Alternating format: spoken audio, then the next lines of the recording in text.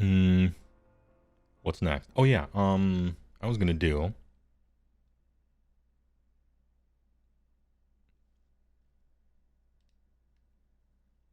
Discord,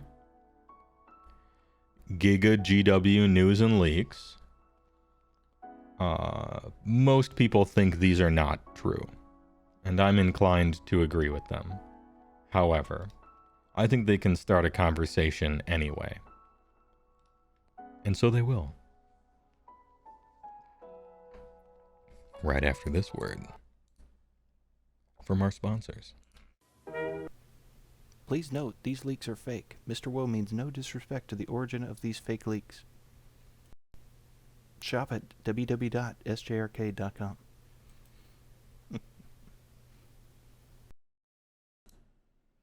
No noise from ads? Sorry you had to see that. I think I fixed the problem though. Apologies. Yeah, I muted audio input capture by accident. We'll just cut this. Don't worry about it. Don't worry. It's not like it's live or anything.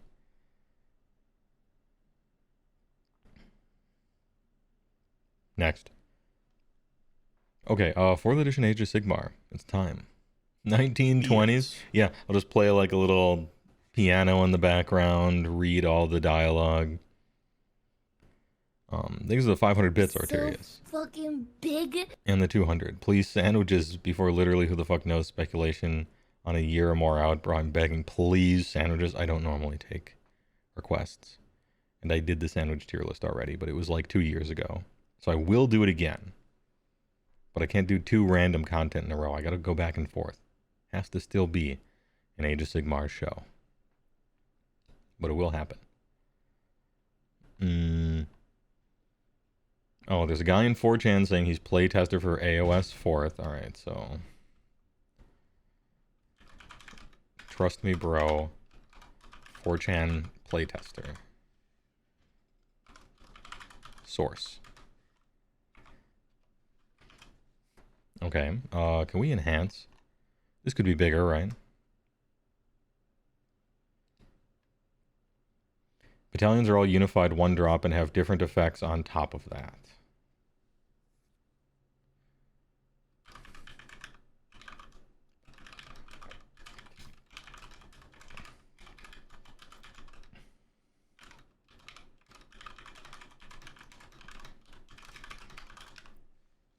That's how it was in 1st and 2nd edition.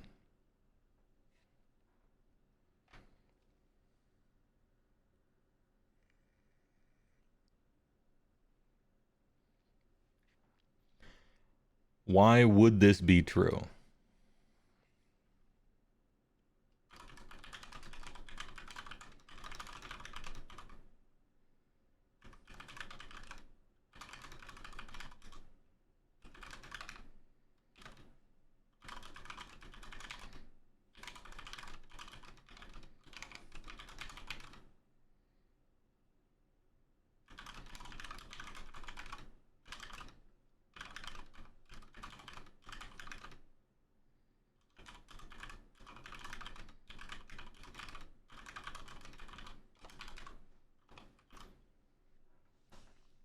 So, problem with battalions as they stand right now.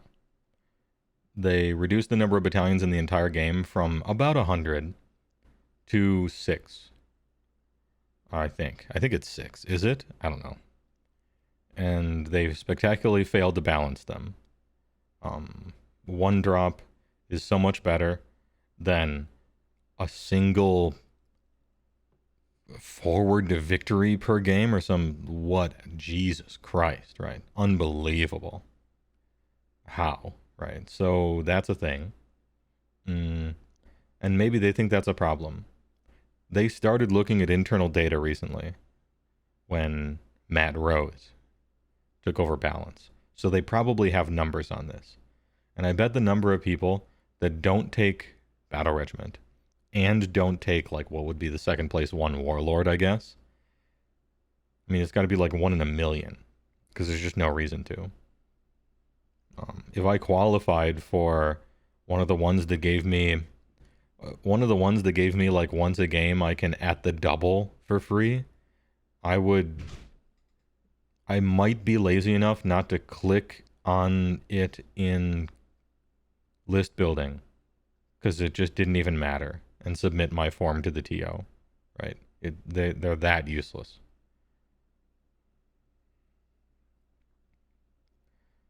So it's fine to have unified for all them, but now everybody thinks that everyone is playing Battle Regiment, but that's not the case. A ton of people don't play Battle Regiment for a variety of reasons, but you probably should be.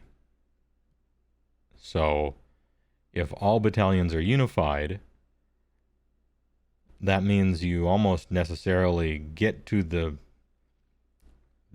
point where people thought you might get if you're playing optimally, which is everybody is one drop forever.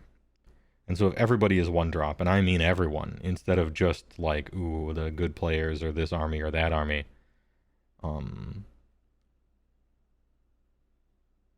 then who goes first is random. And deciding who goes first in a random manner, like rolling a die, is really shitty. That takes away so much of the metagame and play and planning around, ooh, how many drops am I, this and that. How many do I think there is? I'm trying to get priority right away, all this stuff, right? It's problematic to be random because what you don't want is rolling a die and then you lose at the start of the game. At the end of the game, that's always going to happen at some point. Inevitably. Right? Like you end up losing the game after some die roll, whether it be priority or a charge roll or the combat where you were supposed to kill the guy but you didn't kill the guy because you didn't roll well enough, or your guy died because you didn't roll your saves well enough or your award saves well enough or whatever, and his death caused you to finally lose the game and you concede, right? A die roll is going to end the game one way or another. Almost always. But that's okay because you can get yourself to that place or avoid that place or steer it from one die roll to another that's more likely, and all of this is player choice. But if people think or get the feeling that you lose based on the die roll before the game even begins, that's a concern. That's a big concern.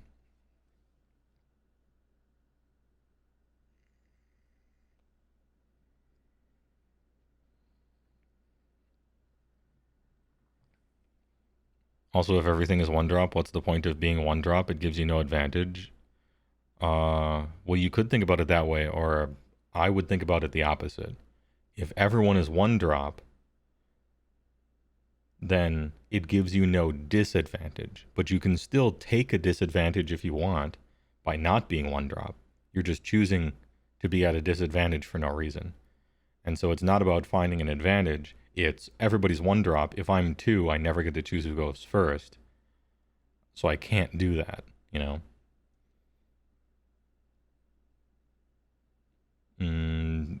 Maybe it's kind of the same thing, but I'm thinking about it from the perspective of if everyone's one drop, that means you really have to be, and you shouldn't be two.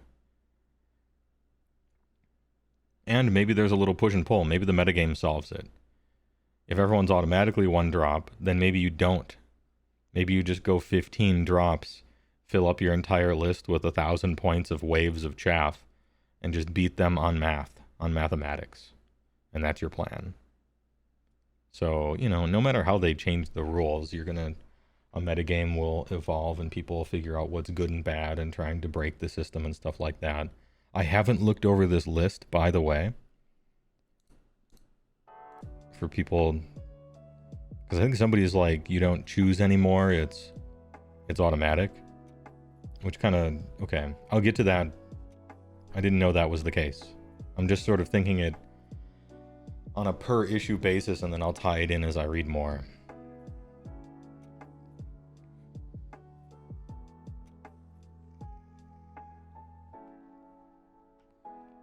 What if you want to go second? Well, then you want to outdrop your opponent so you can choose to go second. But somebody said something about something in the future here. In the first round, players have to roll off and the winner must go first. That's what you were talking about. Okay.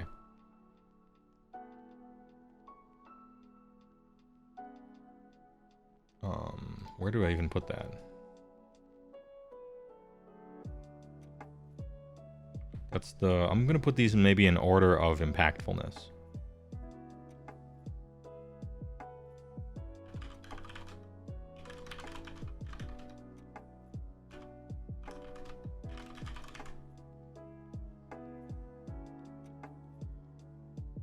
In the first round, players have to roll off and the winner must go first. Battle Regiment adds 1 to the roll in the first round. And you can take multiple battle regiments so you can get something like +4 to it. And take first if you really want, but that's not necessarily for many armies. Yeah, you probably couldn't. Okay, so winner of the roll must go first. Huge.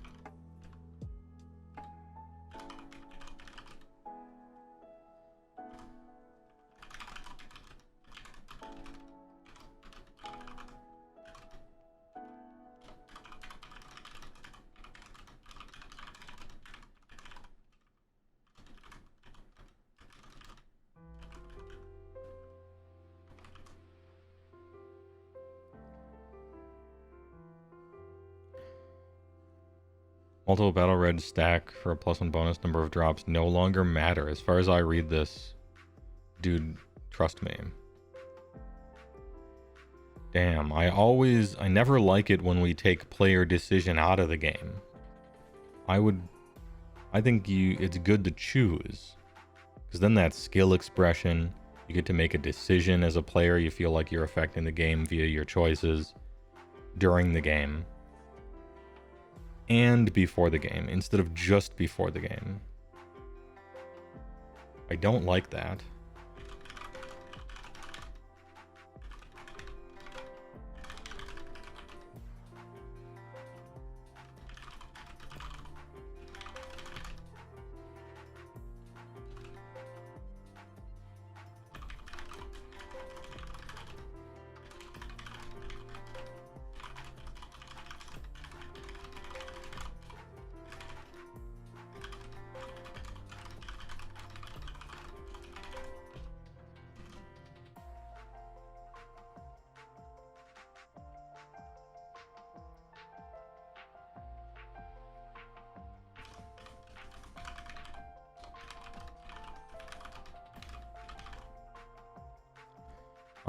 Let's convert this into a thing. Yeah, I don't like that. So actually you want to lose this roll.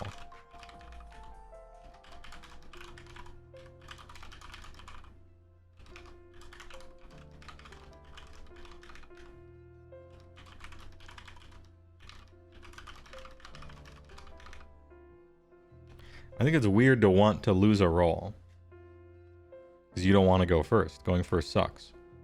You can build your army in such a way so that going first is what you want, actually. But it's relatively rare. You generally always want to go second. So it's weird to want to fail a roll and have your opponent win it.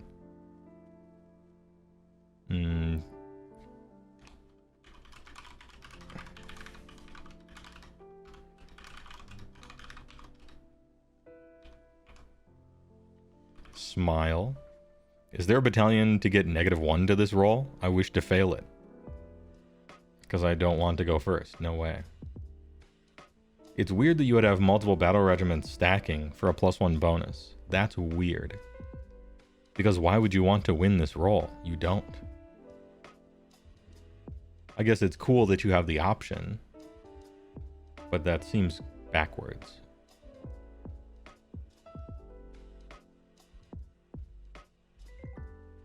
Huh.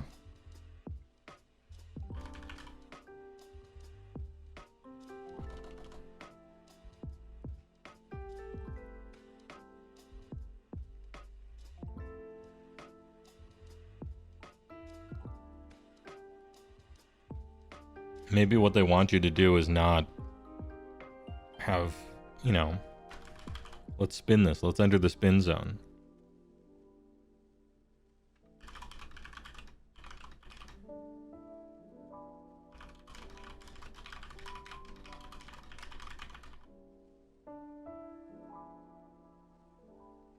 Maybe they want you to have less control over priority.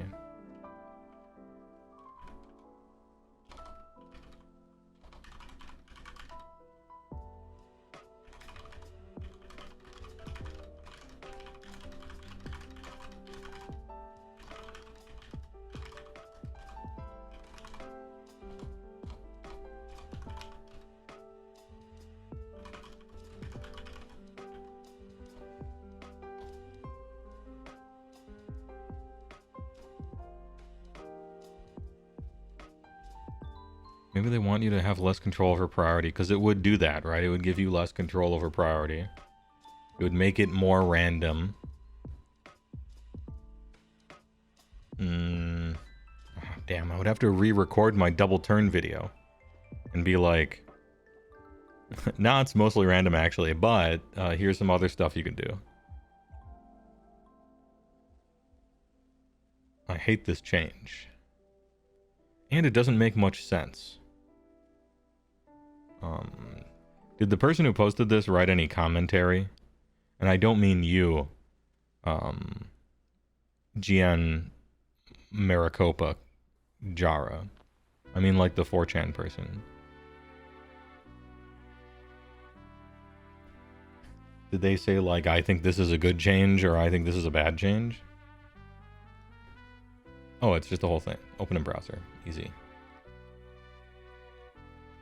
It's 4chan, so if you see a bad word, I don't know, fucking deal with it or something. It's not a big deal. I'm a 4th ed playtester, and here are some leaks. Releasing an index for every army, like in 40k, with new points and rules for every scroll. Good, they should do this at the start of an edition. It's bullshit to play with last edition's rules for 2 years. This is because there are huge rules changes coming that impact almost every unit. Hit 6 mortal wounds are now just auto wound. Still get to roll saves. No more mortal wounds on hits to 6, huh?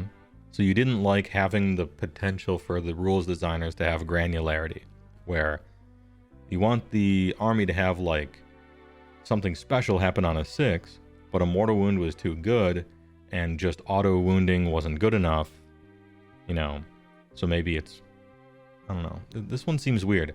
This one seems like angry Facebook person who's bad at the game and just hates mortal wounds is like hopium posting or something. Why not sometimes 6s to hit cause mortals and sometimes they cause auto wound, and you can decide on a case-by-case basis like it is right now, you know? This one seems weird. Why would you tie your hands like that? That seems strange. I'll do them in order of the thing on the sheet. Indexes for rules right away. Good.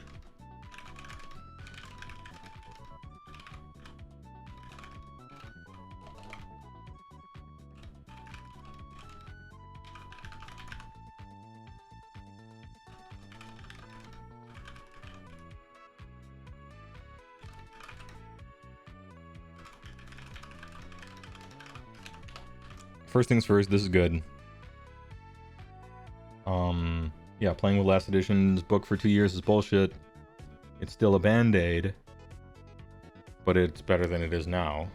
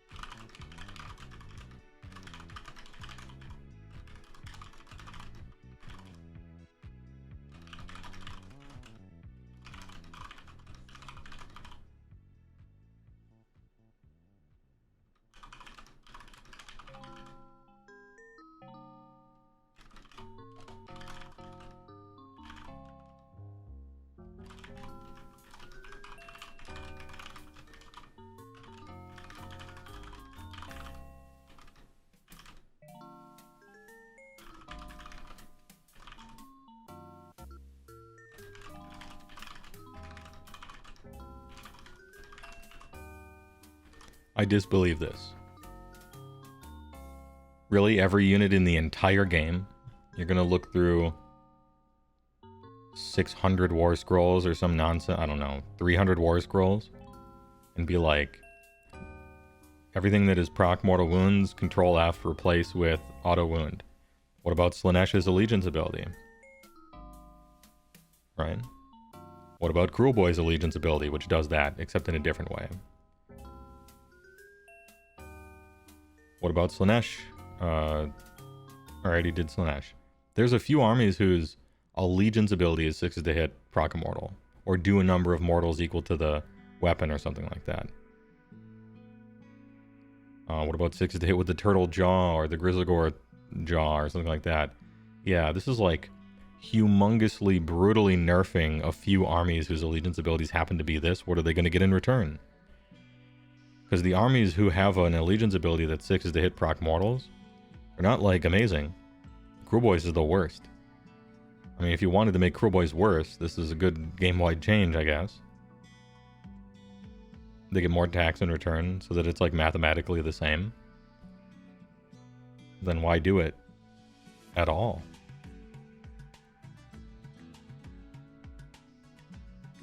So the big armor is a little better, I guess. Maybe that's what it would be. If you do the same final damage at the end of the day, it's kind of like, why do it at all? But maybe they want armor to be more important. It is really important, though. Armor, that is.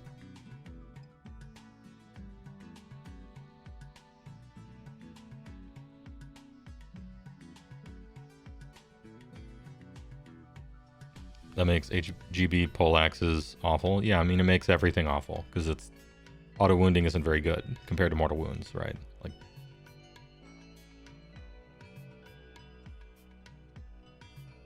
anyway, bad change.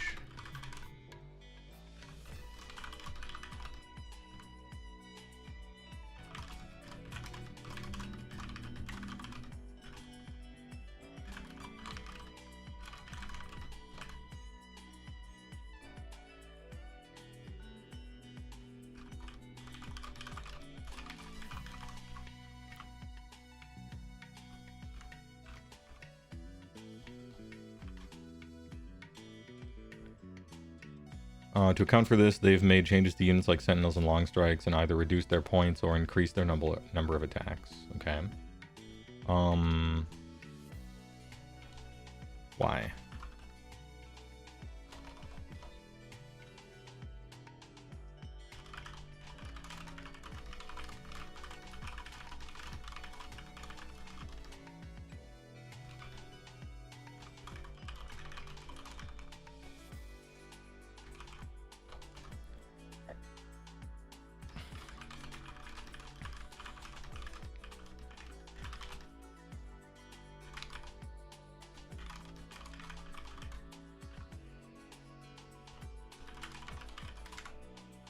Yeah, I think the only thing I can think of as a reason why to do this is to make armor more important. Like, just the armor of your guys to matter more.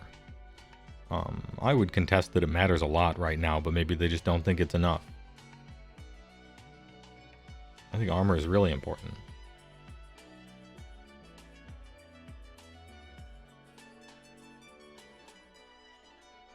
A lot of stuff in the game is invincible if you don't have access to mortal wounds. You know? Kragnos, Alariel. Oh yeah, Skull Crushers. Just 2-up save stuff. Literally impossible to kill unless you have mortal wounds. Maybe they want the game to just be less deadly in a sense. Which would... I mean, that's a matter of taste. Vince Venturella would hate that, because there's nothing he hates more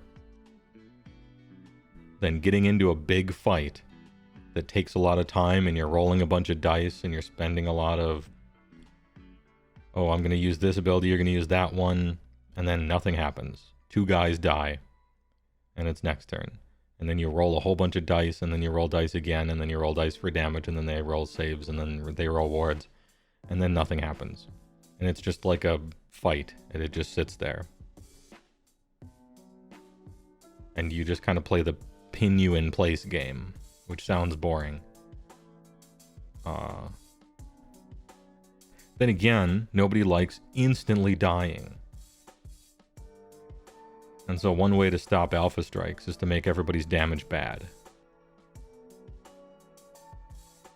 And one of the ways to make everybody's damage bad is to stop mortal wounds from proccing on 6s, I guess, although there's a bunch of other ways to do damage. You could just not give people access to abilities that allow them to fly 30 inches across the table and instantly kill stuff. Maybe it's the enablers and not the damage, but who am I?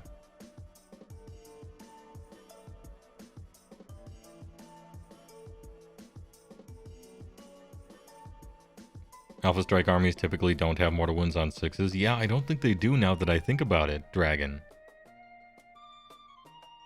Mortal wounds on 6s is like the working man's damage. It's not necessarily the Alpha Strike stuff.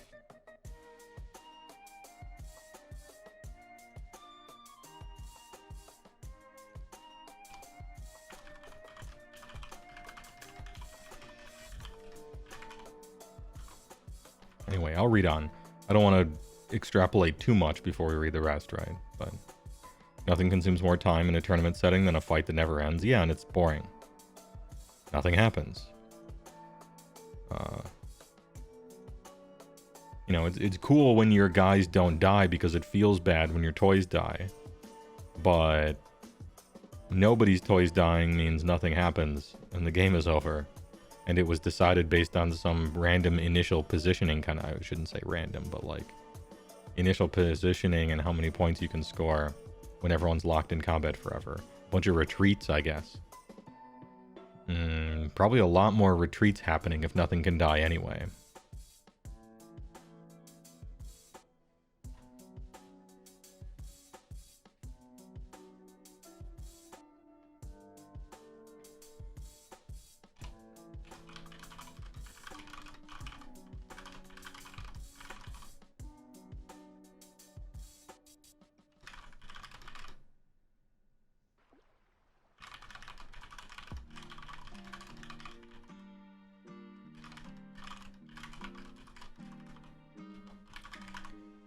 Punishes random units and random armies, leading to totally random winners and losers for this game-wide change. Cruel Boys gets way worse. Did they deserve that? No. But they're hurt anyway, because 6's proccing mortals is bad for some reason. Why is it bad? I don't get why it's bad. Anyway, maybe they're trying to get rid of dice rolls. Here we go. It's not a less deadly game. Maybe they want fewer or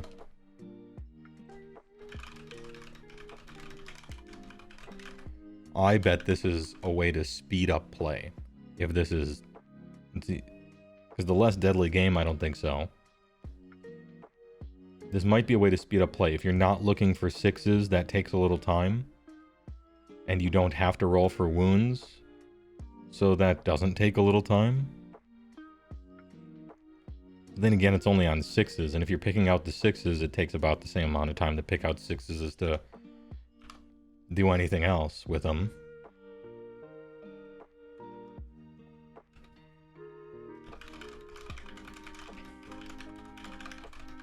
Yeah, I almost thought this.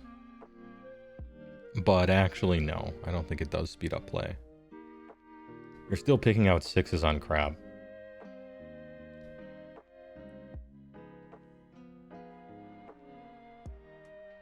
Plus, they're rolling armor saves for them, and they wouldn't otherwise. Yeah, I think it's a wash.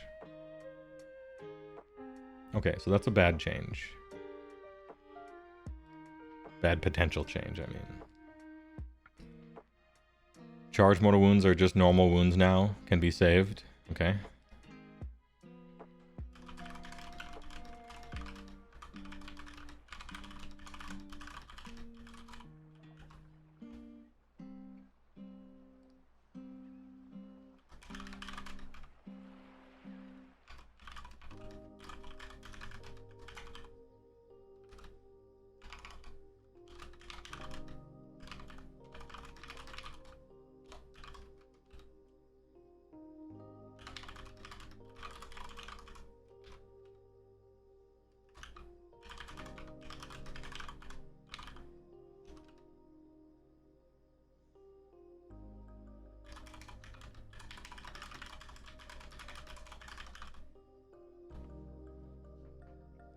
Okay.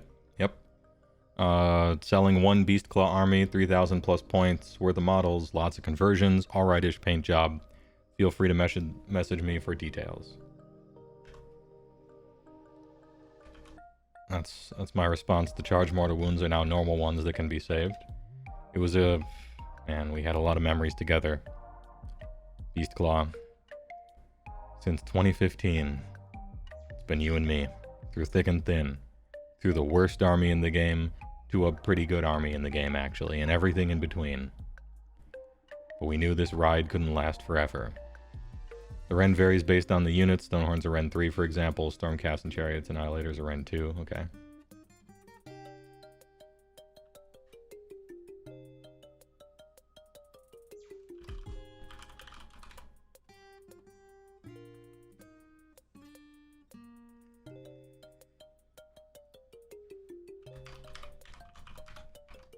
Disbelieve copium.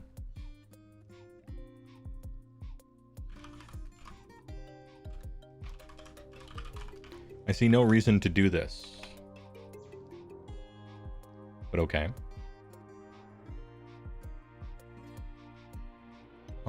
Weapons are simplified. Melee weapons no longer have a range. Good change.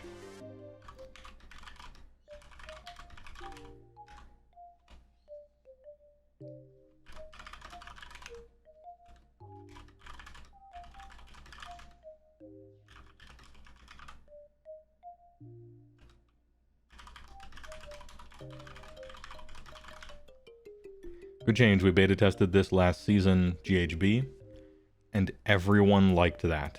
Just everyone did. Fuck measuring weapon ranges. Now here we really can speed the game up some.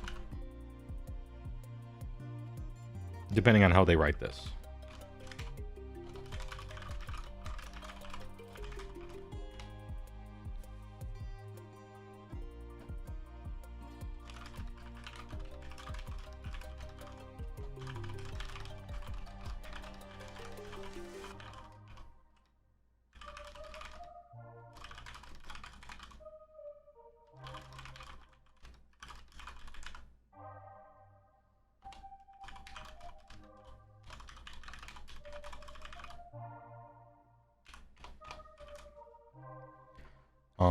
Yeah, no weapon ranges, good change. We beta tested this last season and everyone liked that. Now here we really can speed up the game some depending on how they write it. Some weapon ranges may need to stay or get new rules, like for single models and monsters and stuff. It reduces the skill expression of the game, because there's no more like, technically I charge so I can pile in and now I'm 2 inches away from this thing so I could hit it and you didn't see that and I was counting on you not seeing that or something. But it does reduce skill expression.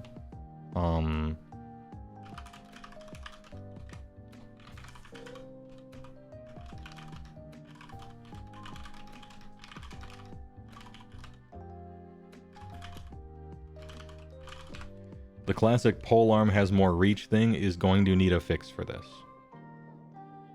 Like you're gonna have to figure out a reason to have lances and polearms and halberds or whatever. And two-handed weapons and stuff. You're gonna have to figure out a reason for that stuff to exist. And even though it results in more attacks, you probably shouldn't give it more attacks, because in your head that doesn't make sense, right? Why does a polearm get more attacks than a dagger or something? You can, you know. But you know, they're just gonna have to fix that if this is real.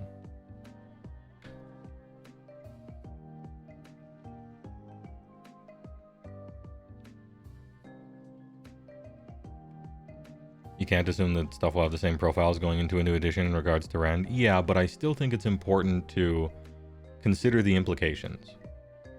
Like if that changed, then how does it affect A, B, and C?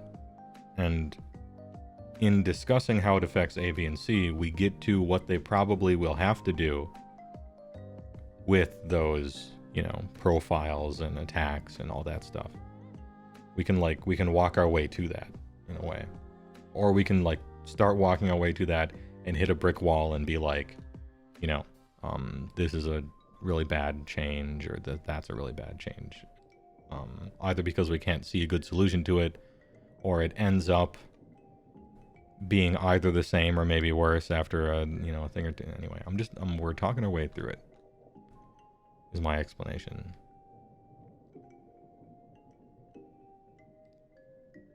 Maybe like if you swing, you're at -1 to get hit.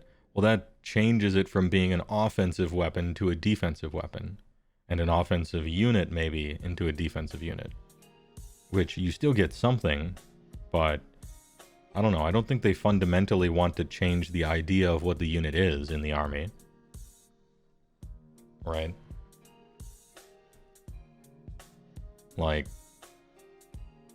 maybe the idea of this unit is that it's a hammer, and if it's suddenly an anvil because of a core rule change and nothing that happened in the army, that's weird. Because you're reading the lore of the book now, and they're like, these are suicide troops, tons of damage, and they put their life on the line and they die in droves, but they do so much damage. And then you open up their stats, and you're like, oh, they have a bunch of minuses to hit them. And they're actually like an anvil. That's weird, you know? You don't want that discrepancy, even though there's a lot of that already.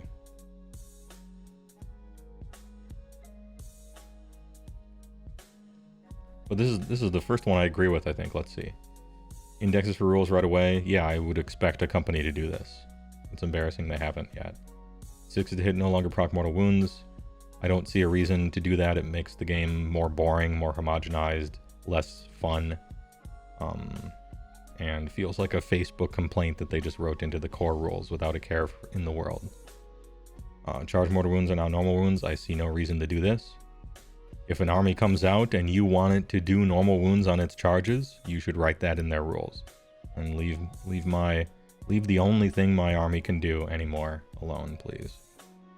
No more weapon range. This is a good one. I think you will have to smooth this one over. There's some problems with it. But I like this one. Maybe other people don't. Anybody hate this, chat? Remember last season? Remember last season when your troops could fight in 2 ranks? If they were kind of close to each other and you didn't have to measure? Did anybody not like that?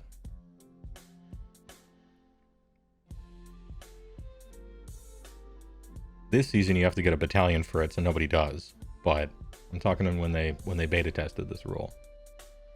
Keeping in mind that let's pretend they solve the polearm issue somehow.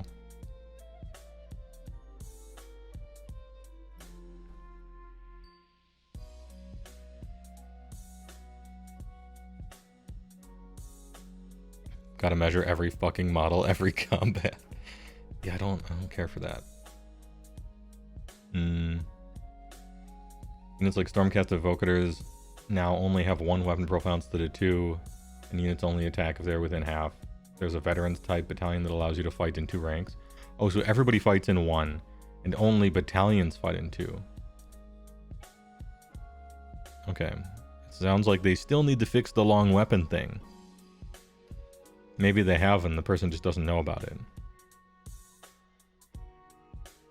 You know? Gluttons are trash if they can only fight in 1 rank.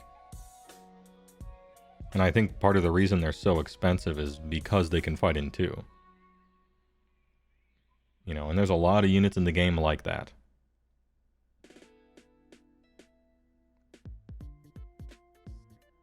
I wonder. Okay. I feel less good about this one after reading that, but maybe the army books are just going to invent everything. Biggest change is that there's only a single hero phase done at the start of the round.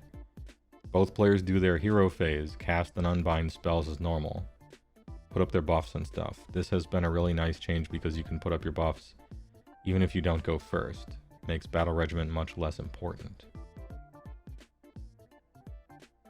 Interesting. So 1 big hero phase, huh?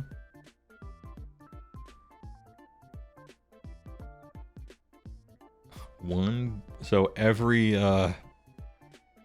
rule in the whole game that happens every hero phase just got massively nerfed, and every rule in the game that only works in your own hero phase stays just as good as it used to be. Double phases. Double turn complainers seething.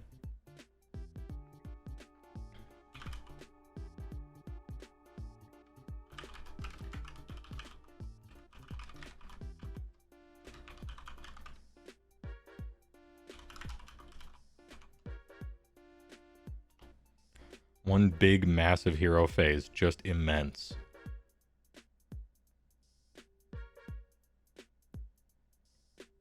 Big phase.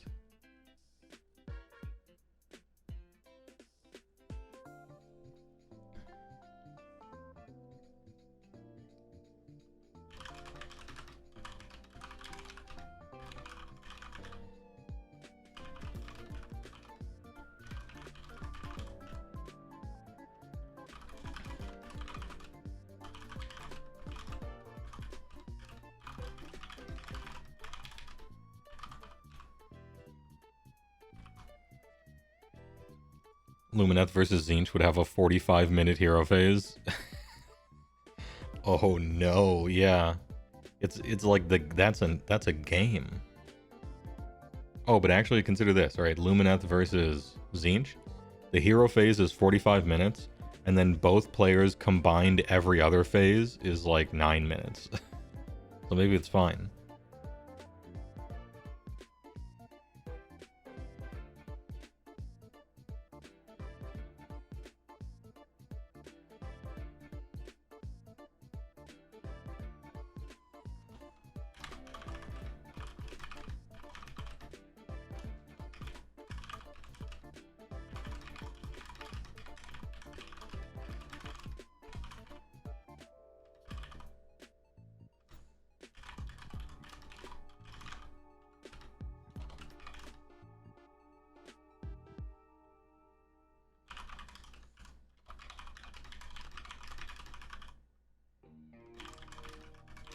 They got to be really careful if they're trying to write the rules for this hero phase. You got to itemize this out like a line item veto. Right? When exactly does all this stuff have to happen? Which player gets to try to do something first? Is it I cast a spell, you cast a spell? Is it I do all of mine, you do all of yours? Do prayers have to come before spells? If you don't care if prayers come before spells or not and the player gets to pick, then that might be advantage something or a gamesmanship thing you could do with it. You have to do this one really carefully. For me, it won't matter. I'm gonna, in my hero phase, I'm gonna try to cast Mystic Shield. It gets unbound, and then my hero phase is over. I guess heroic action. But I don't do anything in the hero phase.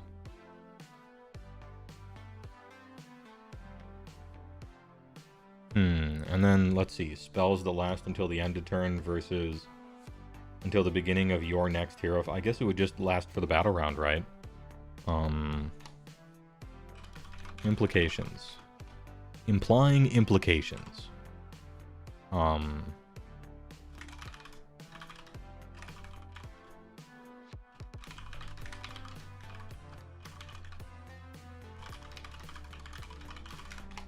Spells and prayers would probably just last until the end of the battle round. Right? As a rule, and then maybe there's an exception or something like that.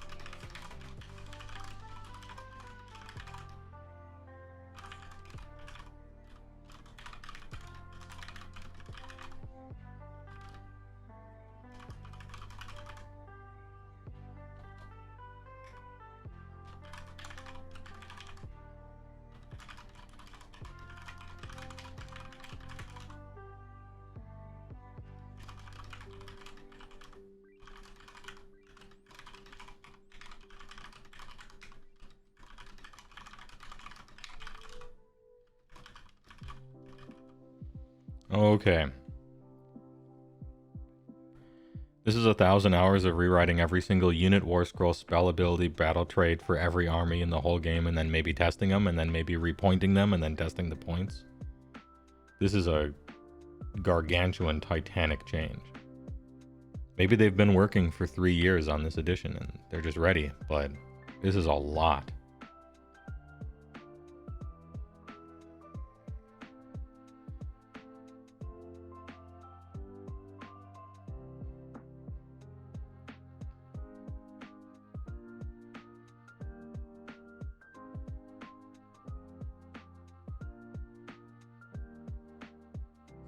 What are some other implications?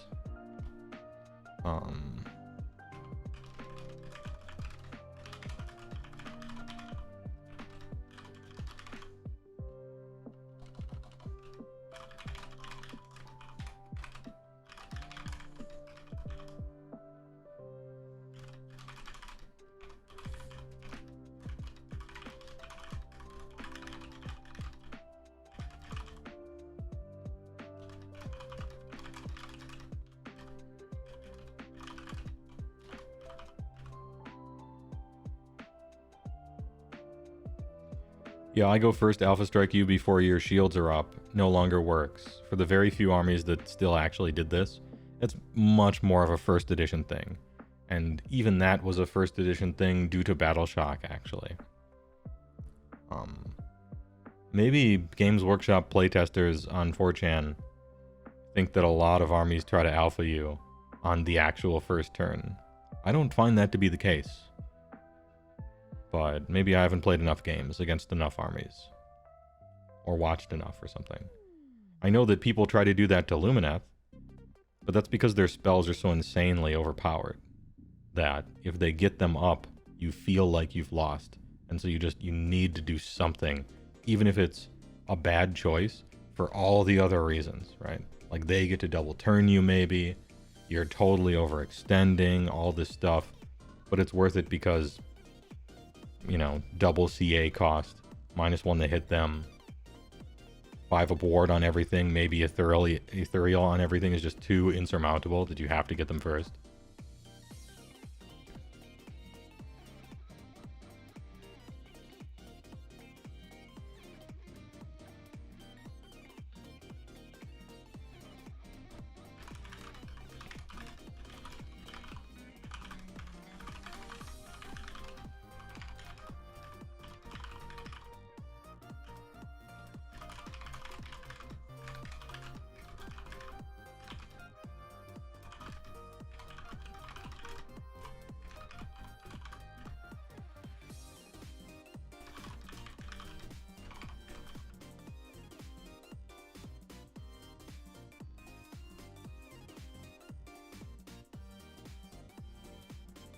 You gotta shut them down before the value engine starts rolling. Yeah.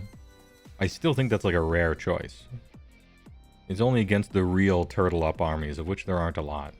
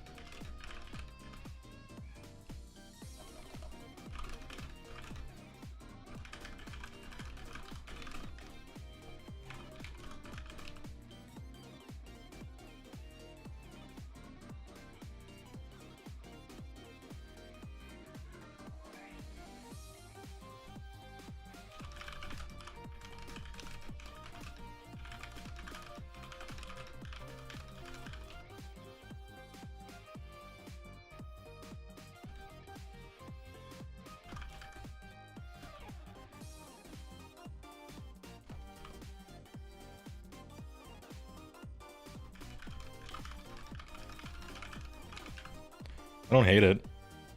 It's weird and out of left field. Neat? It seems like a lot of work, though.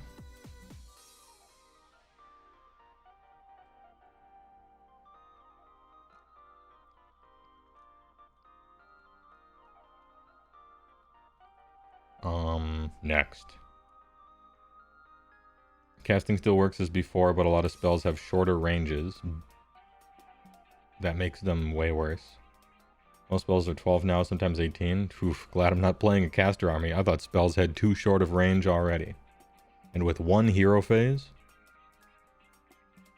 you're not, like, your opponent isn't going to be moving into... Actually, that's another implication.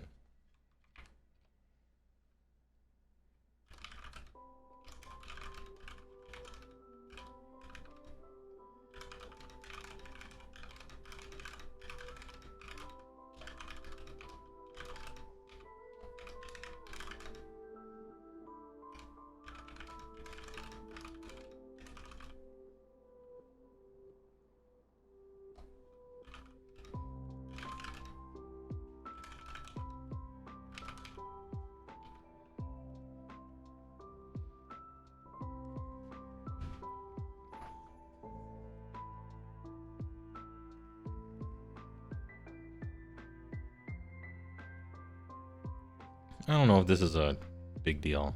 I think it's minor. Ranges are going to be weird.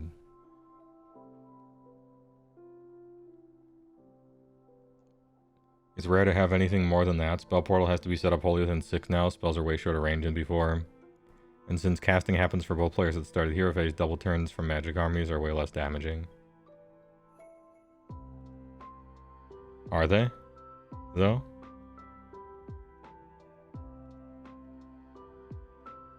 I don't know if I agree with that.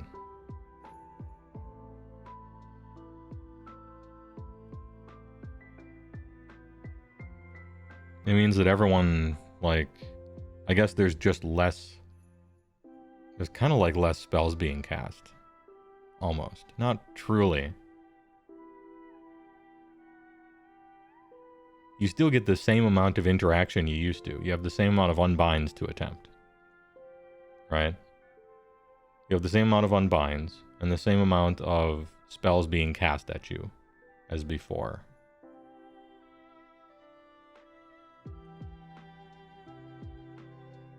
I don't think anyone's really doing damage with spells besides Croak and Tzeentch, I guess.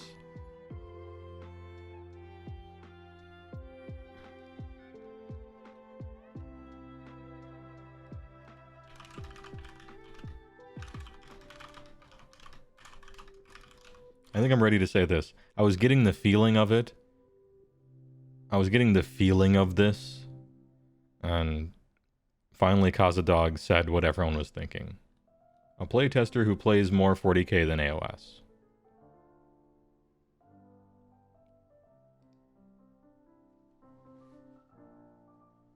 I mean, that's fine. There's nothing wrong with that.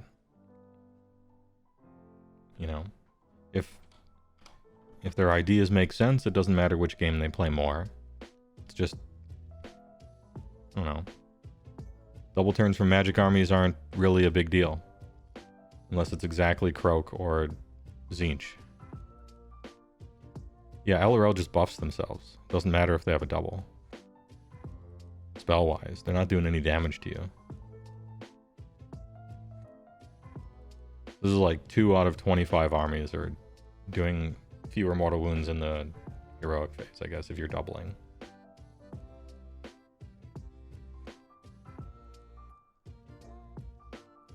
Is this leaked info for 4th edition AOS? No. It's a guy who claims that it's leaked info for 4th edition. And we're pretending it's true and thinking about implications and saying if we like it or not. But I have no, like, source on this. Or authenticity. A lot of it sounds... I don't want to be mean. It sounds like... wishful thinking of somebody who isn't very good at Age of Sigmar and mostly plays 40k. And read 10th edition 40k and feels like maybe if they did some of that in AOS, they would like AOS more. I don't know. But that's like, maybe that's the majority of players. Maybe they think that way. Like, too many mortal wounds. Mortal wounds bad. Double turns bad. I'm sick of people doing mortal wounds to me with spells, even though that barely never happens. And getting doubled during that. Heroic actions are done at the start of the hero phase and again at the start of the second player's turn. Holy shit, dude. Can you believe it? You know, it would be a good time for that to happen during the second player's hero phase. When does this happen? I mean, it's called a heroic action, so shouldn't it happen in the hero phase? Second player doesn't have a hero phase. There's only one. This is weird. Oh, so at the beginning of their turn, magically a heroic action just happens? Press X to doubt. Anyway,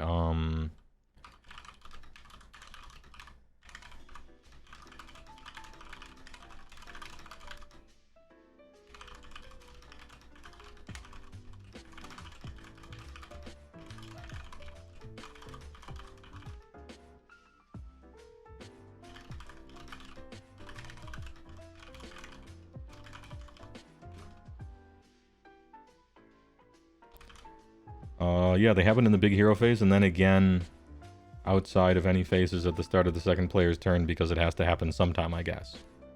That's okay. Man, you're like removing the hero phase from the second player and then kind of putting it back because there's actually a pretty good reason for stuff to be in each player's turn, but okay, that's fine.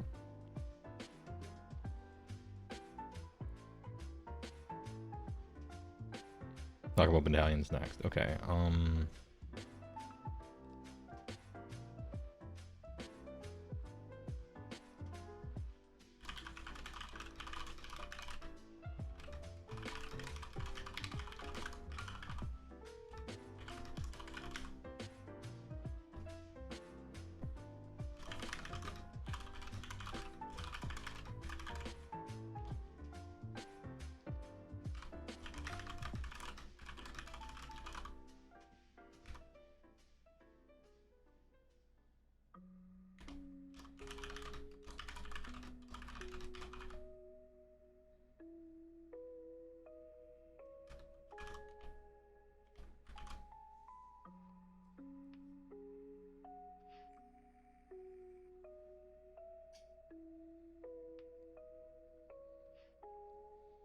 your fundamental issue is a lot of this feels like a poor, random, out of left field, weird change is made to a base system, and then everything is changed to work with that new system, and like a domino of poor ideas. It's bad changes being made to fix or work with bad or strange new rules. Yeah, this doesn't strike me as problem solving.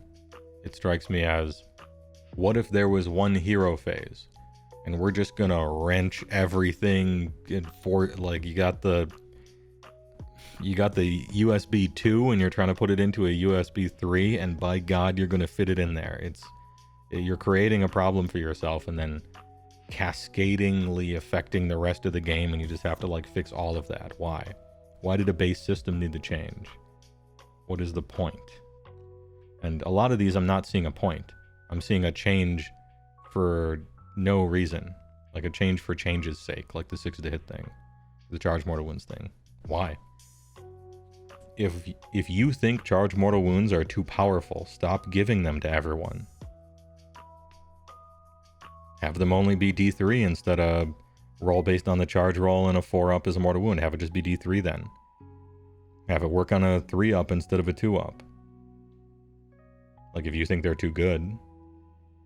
This is like, the reason you would do this is that you think that there's, impact hits do too many mortal wounds. So reduce the number, increase the variance.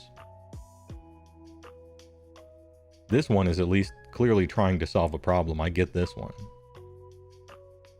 The big massive hero phase, what was the problem they're solving here exactly? It seems like a giant change to the whole system, but why? Like how come?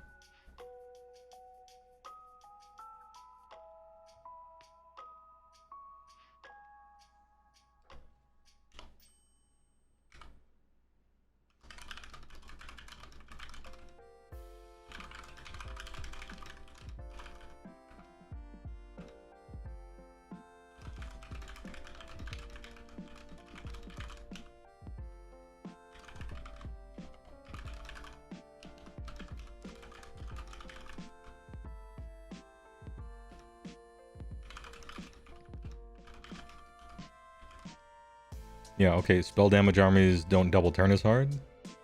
Nobody does this? Because that's the only like problem I'm seeing that this thing could solve. So it feels like a random. It's like, man, we got to change something big about the base game. But why? I don't know.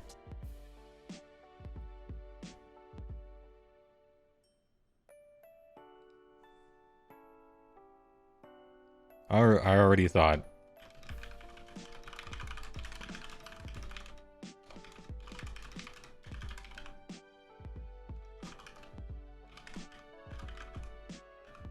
Yeah, I already thought spells had too short a range. But that's just like my opinion.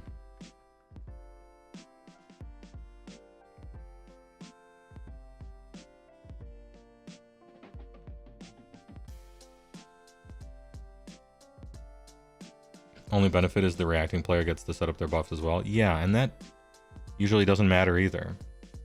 Very few armies are making you go first and then alphaing you. They're only doing that if you're a humongous magic turtle up army like Lumineth. It doesn't matter too much otherwise. Or unless they think that your army is so bad that they can just eat a double and it's fine. I thought that was an interesting decision. It's like, well, I could hit you before your shields are up, but then you might double turn me. And this is the risk versus reward. I get to make a choice, a decision as a player. And then that's going to play out, and I feel like I'm in control of my destiny. But now it's like, nah.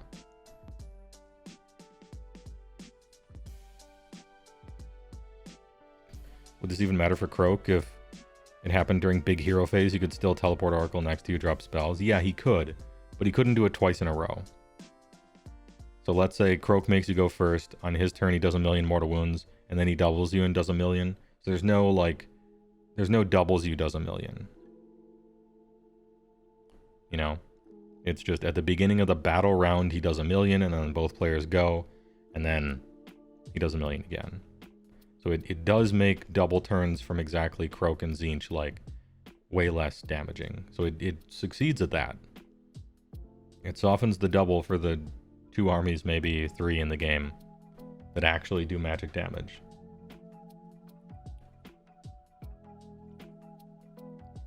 Endless spells will last longer? Yeah, but they'll move less. So they'll only move once. And you only have one chance to get rid of them. I guess you did only... Oh, you still have... Maybe, can you dispel them right away in the one hero phase thing? Can you try to unbind it, and then when it's out, can you try to get rid of it? Probably not. It used to be you could try to unbind it, and then on the next turn you try to dispel it. But with one hero phase, you only get one chance. And then next battle round, you get another chance. So endless spells are better, question mark? More likely to stick around, maybe?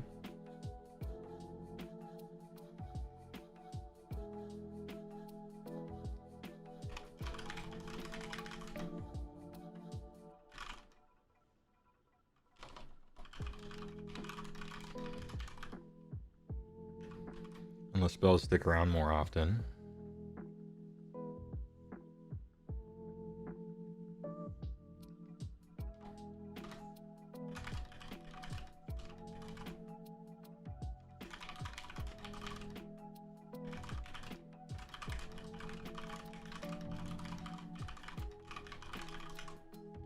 Yeah, my final thoughts on it. I don't hate it. It's weird and out of left field neat.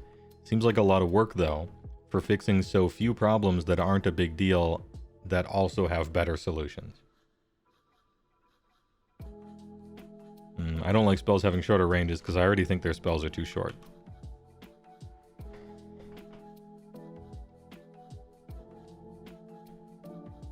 Next up is Battalions. They're all unified. Okay, that's where we get to this.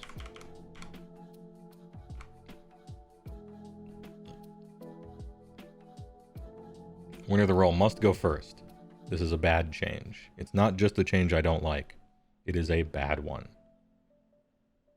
Part of the reason I make fun of the core rules and playing with them is because their way of deciding the first turn is a bad way. There aren't many... I don't know that there's a perfect way. Each one has their positives and negatives, but rolling a die I don't think is good.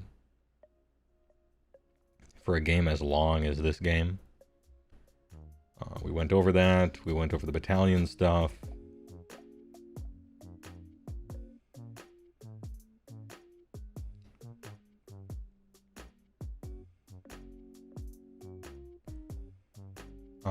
There are new unit roles for infantry.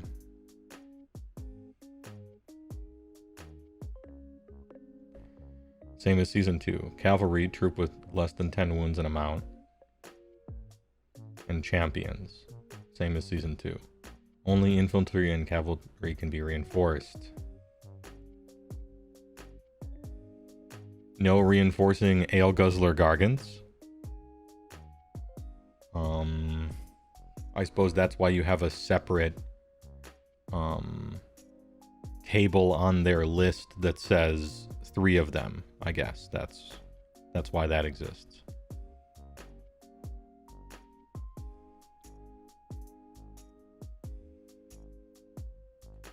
Only battle line infantry can be double reinforced. Single, so you can't double reinforce cavalry. No more 6-man unit of Mournfang. 6 Mournfang is banned. Nobody was doing that, but still kind of weird. So the Mournfang sizes are 2 or 4. 6 banned.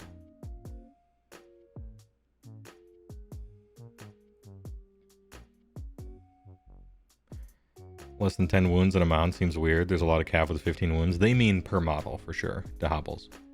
They mean per model. 100%. Otherwise, Mournfang wouldn't count as cavalry, which is silly, right?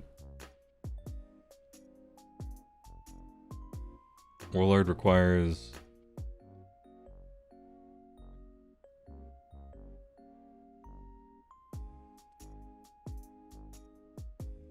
Wait. You can get something like +4 to the roll and take first if you really want it. But that's not really necessary for many armies anymore because the single hero phase I described earlier. This person thinks that going first is good, and I have no fucking clue what they're talking about. It seems like they're really trying to stop the first turn from being too good, and everyone who plays the game knows that the first turn sucks. So this is like, it's fucking opposite day. But Heywoah, the game is all Alpha Strikes. Alpha Strikes feature prominently among the best lists in the game, but it's not because they choose to go first. It's because they make you go first, and then no matter what you do with your deployment, they can regularly fly across the field and hit you anyway, and then they're 1 prio win away from a double if they want to. This person is under the assumption, somehow, that going first is overpowered. And that's nuts. And it's weird that they would change the whole game so dramatically to make sure the first turn was somehow even worse. 6 Trog okay, 9 Trog too much. That's weird, kind of arbitrary. This reads like somebody who doesn't know how Alpha Strikes actually function. That's why I think that this person clearly plays more 40k than Age of Sigmar. That being said, everybody, hey, can you go back in time and remember the first time you ever played Age of Sigmar against anyone? Maybe the first or second time. The first time you were given, or maybe took the first turn of the game. Did you, pretty much by the end of your hero phase, feel like the first turn kind of sucked? Now, a lot of new impressions of the game end up being wrong, so maybe I'm cheating here a little. But it's like, true.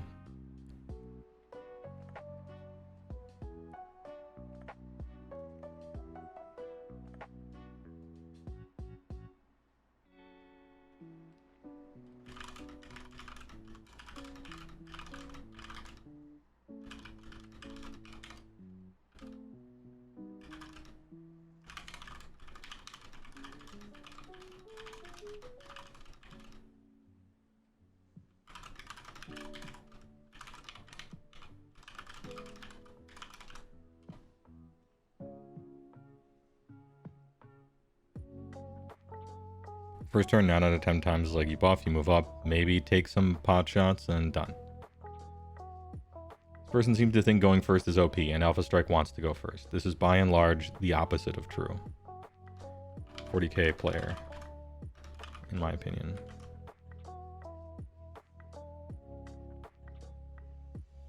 Your first turn, or your first game, the first turn seemed like a cool setup turn for the rest of the game, and then your opponent looked at how you were positioned and you were punished hard. Yeah.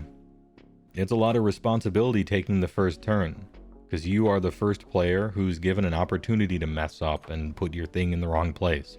It's easier to look at what your opponent did and react to it than look at an empty canvas and start painting a picture.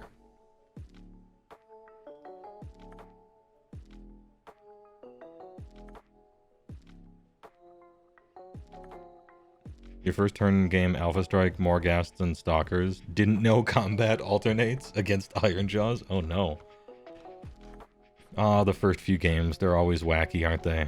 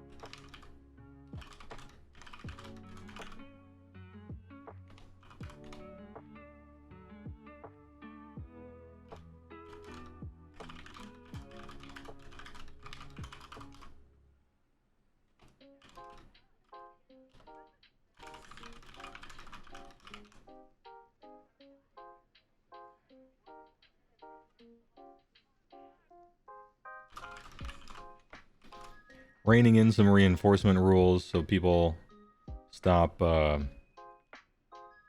I just really don't think people are reinforcing too much. Do you think people are reinforcing too much? This is not first edition. First edition had a rule that was called massive regiment, where if you used the maximum size of the thing, you would get a point discount. And so you had 30 men, like the way people built armies in first edition was like hero, hero, hero, 30-man unit, 30-man unit, 30-man unit cavalry. That shit is just not happening in third. So I don't think these changes are going to affect anything, because nobody's triple reinforcing almost ever anyway.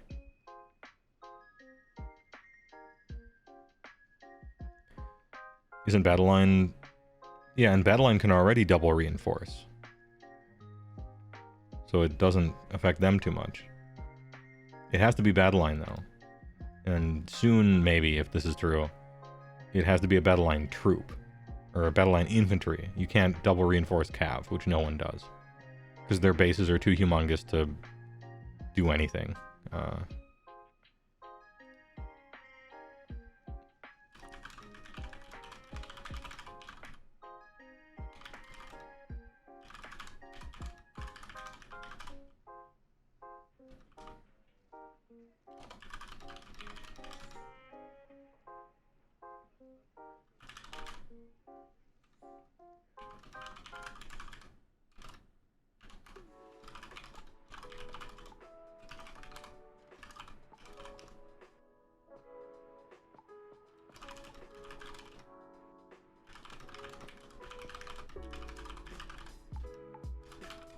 Yeah, I don't think this change does anything.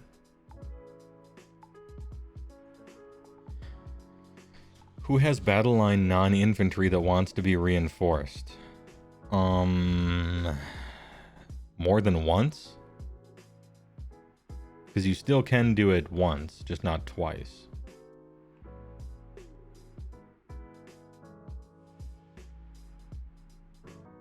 I'm really trying to think.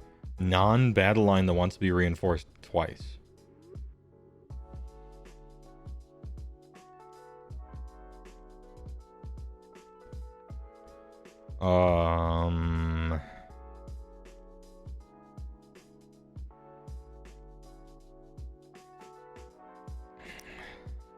Beastclaw Raiders? No. 6 Mornfang, their bases are too large. You can't fit them anywhere. And they're too much of a liability point center because they're so easily killed. And they only have 1-inch reach on their bites anyway. And they suck. Yetis have 6 up save armor. So maybe you run 6 of them in a single reinforcement. But usually just a bunch of min-sized if you're playing them. 6 Frost Sabers? No. Nobody reinforces Noblars. You wouldn't. Fulminators? No. 4's plenty. Dragons? No.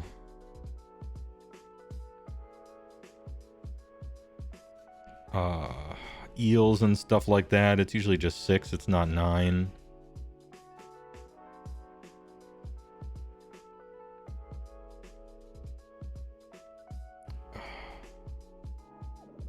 It's kind of like it's min-sized unit craft, right? It's min-sized unit hammer in 3rd.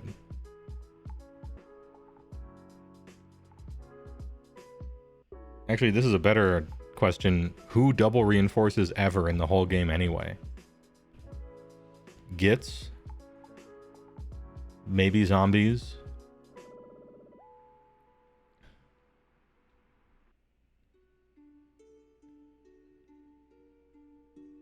Yeah, Gits, maybe zombies? Some all-herd BOC list with gore. Yeah, maybe an all-herd BOC thing with gores, maybe. Maybe Skaven. Doubtful on Skaven, but maybe.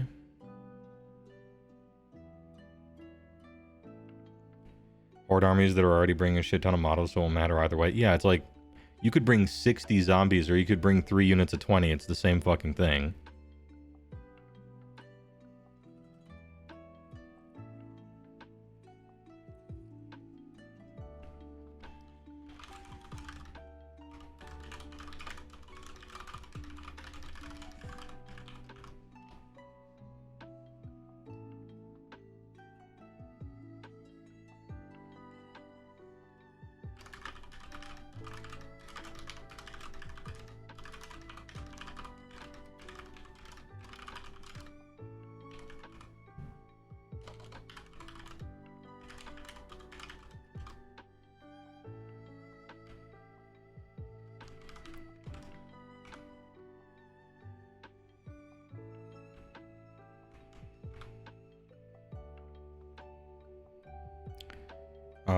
Stalkers. I think it caps out at 1 reinforced, not 2.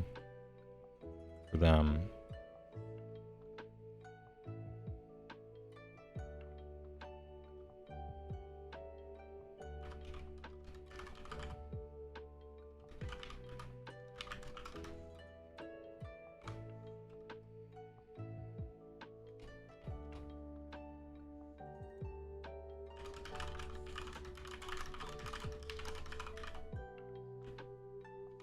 Anyway, I think this might end up being the same rule. Okay. 10,000 double turns to say big. Congratulations. And good comment. There might be benefits to double reinforce in the new edition, but we see very little now. Maybe they're trying to get out ahead of it, but you basically can't do it. Oh, and you could do it with protectors anyway, because they can be, you just make them battle line in the thing. And then they're infantry battle line. And you can double reinforce them anyway. But same with Gits and same with zombies. All this stuff is already infantry.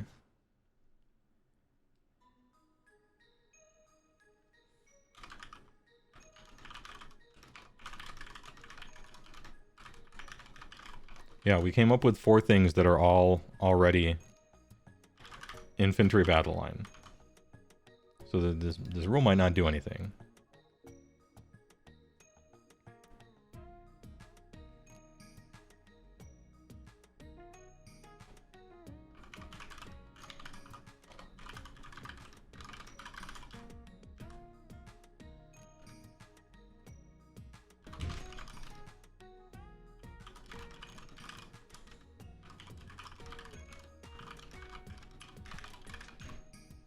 Now it's literally illegal. I don't care, but...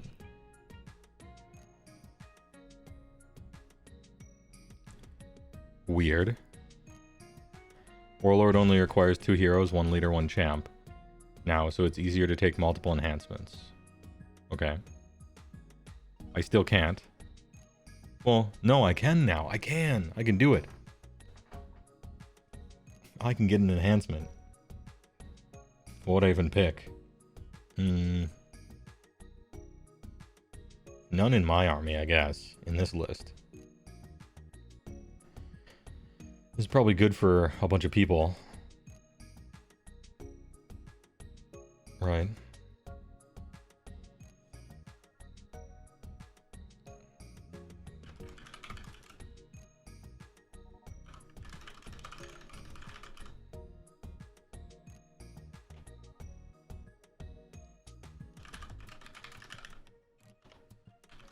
Candy for everyone.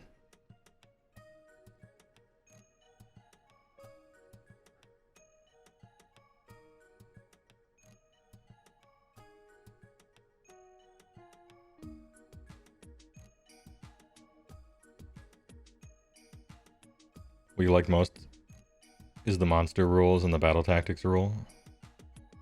Oh, I haven't gotten to those yet. Lookout Sir is removed, but now there's battalions that makes any infantry a 3-up bodyguard for a champion. Okay. So some units are bodyguards on their war scroll and some you can give, I guess. Maybe we're just going to have a bunch of battalions in the game now that people actually use.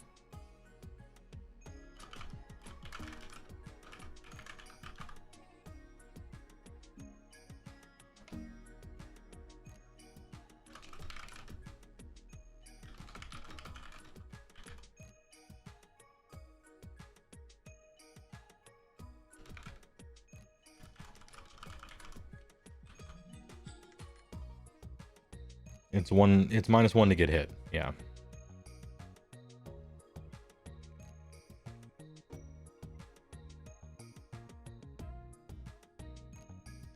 Yeah, we have Lookout Sir, they added it to AOS, and I believe they even called it the same thing.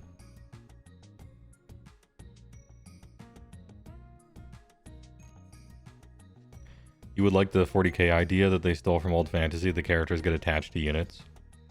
That would be a quality of life increase, especially as it pertains to their buffs and sticking with the unit during charges. That's like that's the goofy part of trying to keep a hero next to his unit that he's buffing, is these guys charge and now there's no place for the hero to charge along with him. But the danger of immortal Death Stars with a hero with an ability too strong that you can never remove no matter what is a concern. You have to be really careful with that.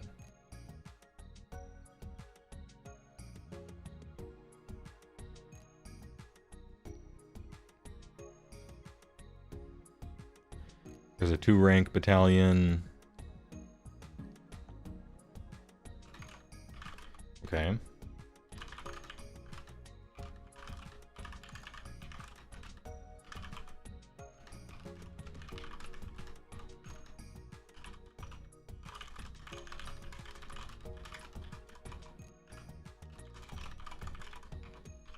As long as 2-inch reach units get this for free, they better have that on their war scroll, or we riot.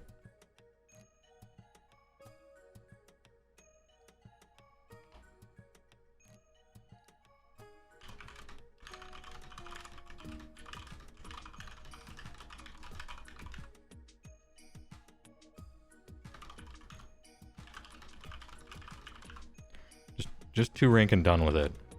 I know this is a big sweeping change and needs a whole bunch of war scroll changes and everything like that. I guess that's just the soup that we're swimming in, right? I just feel like everybody should fight in 2 ranks and just be done with it.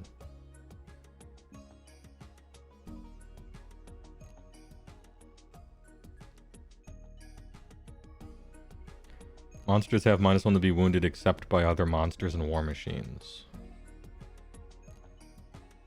Huh. You think monsters aren't durable enough in the game and you're tired of giving them all wards, and you want to have some monsters have a 5-up save and not instantly die. There's a monster hunter battalion makes it so monsters can't use rampage if they're within 3 of those units. Awesome, yeah. Cool. It was my most hated season, was that season. I'm so sick of trying to roar someone and it actually being allowed, so this is a good change to the game.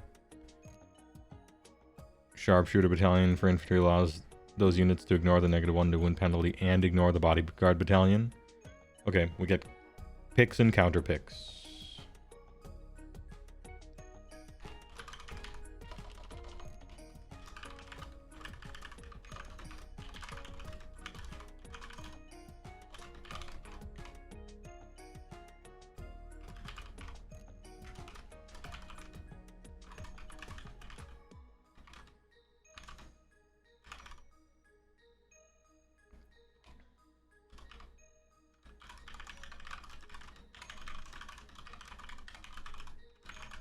Yeah, battalions are picks and counter picks meta.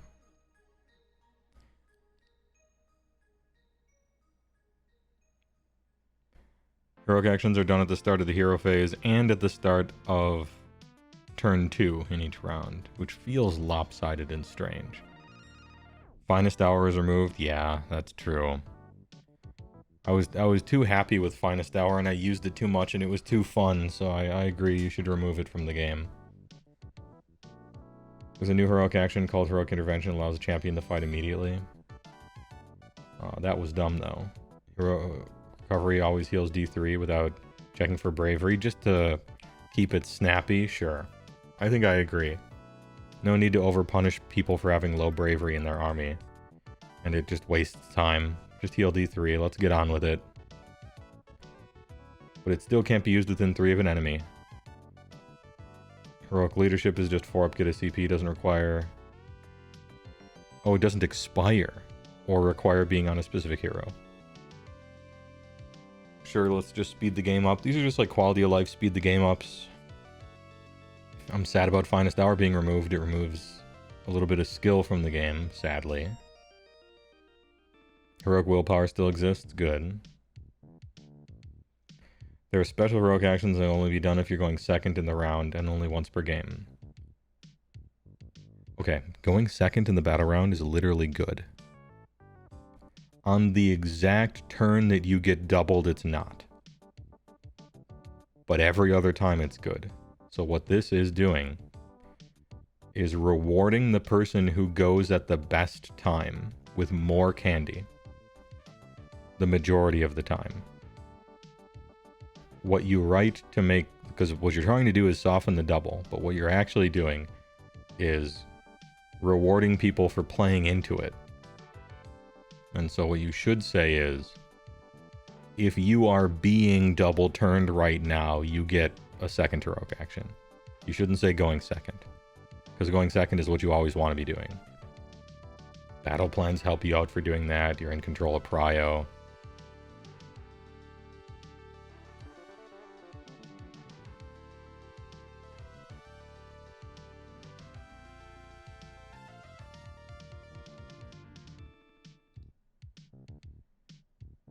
One of them gives you cover for all units around the hero, but only if the attackers are 9 away.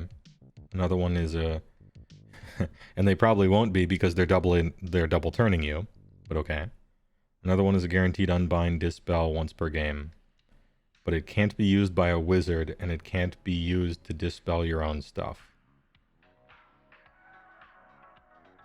Guaranteed auto unbind for everyone forever. Jesus Christ, that's strong. But only if you're going at the best possible time.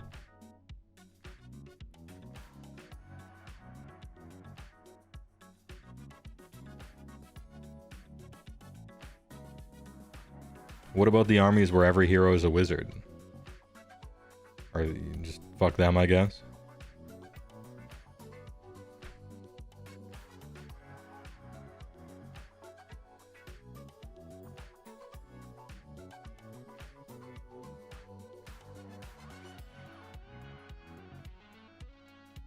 Why would that matter, though, if everyone is casting spells at the same time? Why would second turn matter for that? I don't know. Can't be used to dispel your own stuff. He means, like, dispel a endless spell.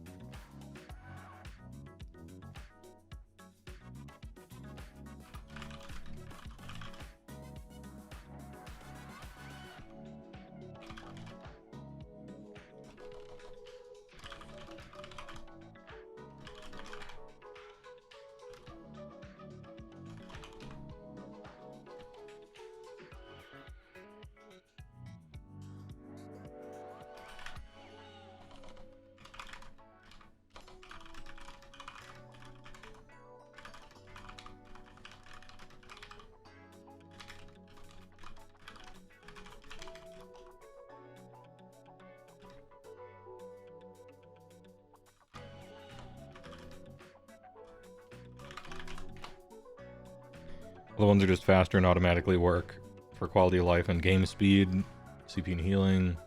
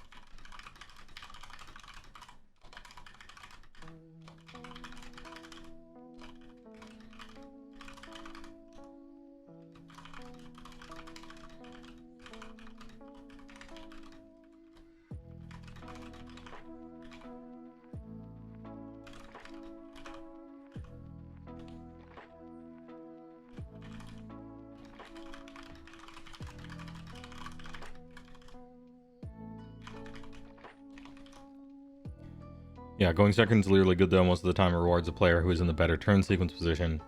What they want to say to make doubles feel less bad is something like the player who is right now getting double turned instead of players going second. But even then, you would get that extra heroic action after their second turn has fully finished.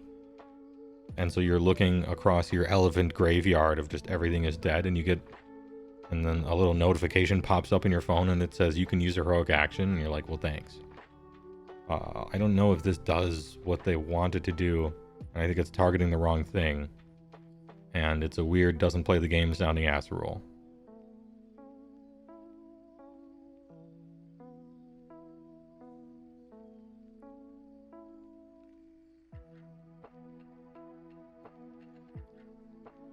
Like, think about the sequence. Player B goes last in the battle round, right? And then they win a double, and they go first in the battle round. So both players get one heroic action, okay, in the big hero phase, and then they do all their hero phase stuff. And then player A completes their double turn and smashes the opponent. And then at the bottom of that battle round, the person who just got doubled, at the start of their turn, they get like one heroic action. Thanks. I don't know.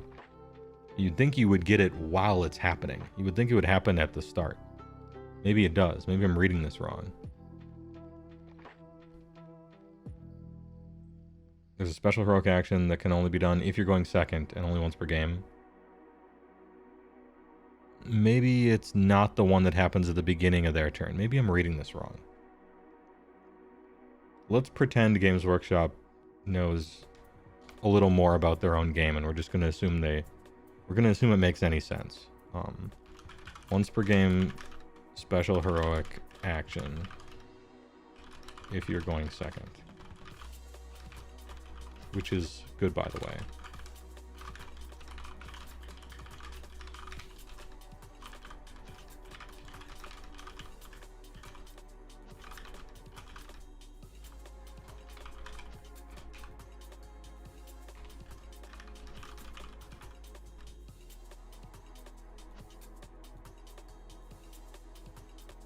All in cover unless you're... Another one is guaranteed unbind, okay.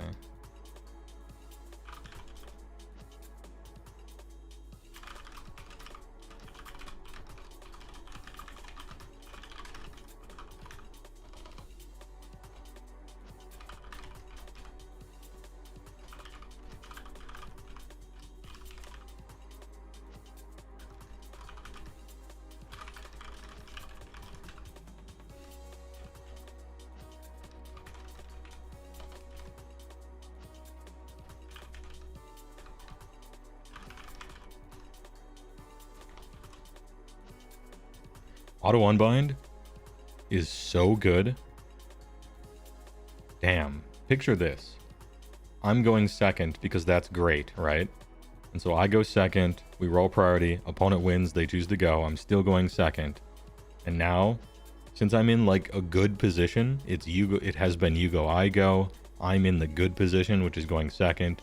I just like fire off a once per game auto unbind on their best fucking shit, setting me up perfectly to double them next turn. And I no longer need to take a wizard in my army. There's no reason. Mystic Shield gets unbound or fails 9 times out of 10.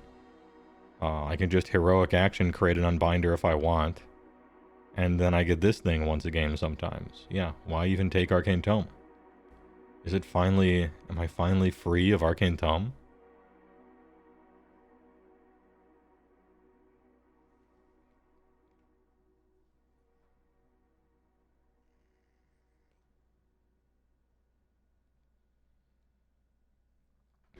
But then they recast in the hero phase before you double them.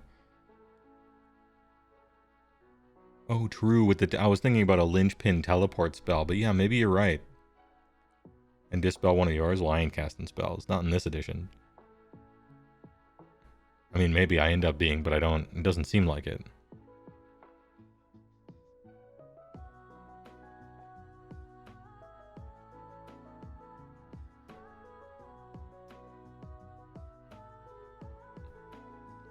To blunt a buff double turn, I suppose.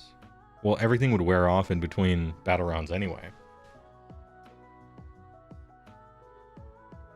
Yeah, maybe that's the idea. I think it should be a player getting doubled if they really want it to be doubling, but that's fine. I'm spending a lot of time on this, and it's not a big deal. Rally can only be used on infantry now. Okay, so it can only be used on the strongest thing to use it on. Great change.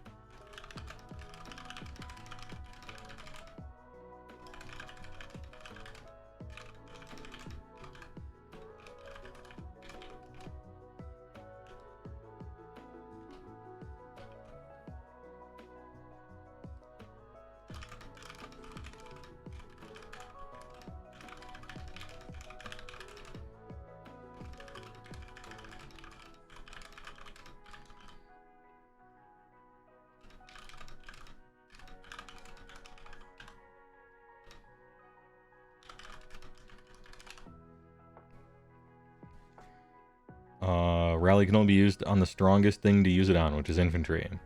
No more hype, exciting moment of rolling a 6 and getting one big thing back once in a blue moon.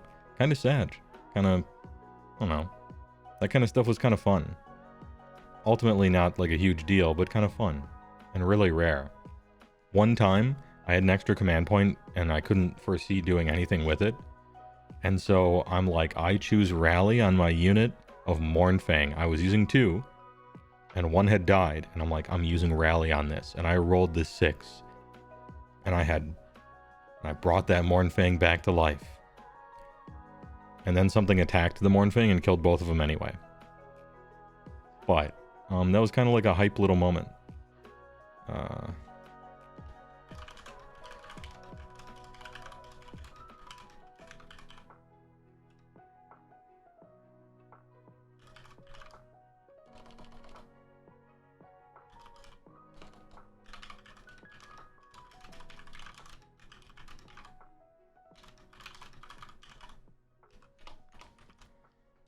This change was demanded by Salty lost the Stormcast Dragons list one-time babies. Redeploy always moves 3 instead of D6, but Cavalry gets 3 plus D3 instead. Okay. Damn, am I not even a spike? I don't think I like this.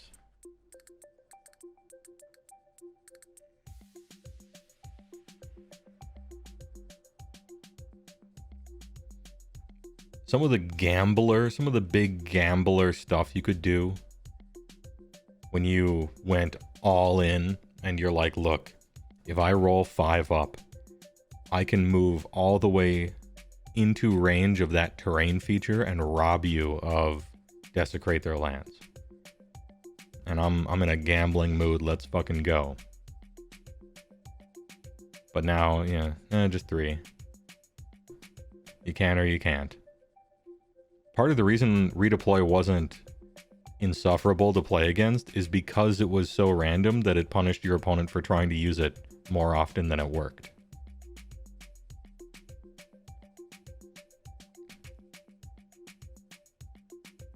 Can monsters get 3 plus D3 instead, actually? Because, I'm just saying.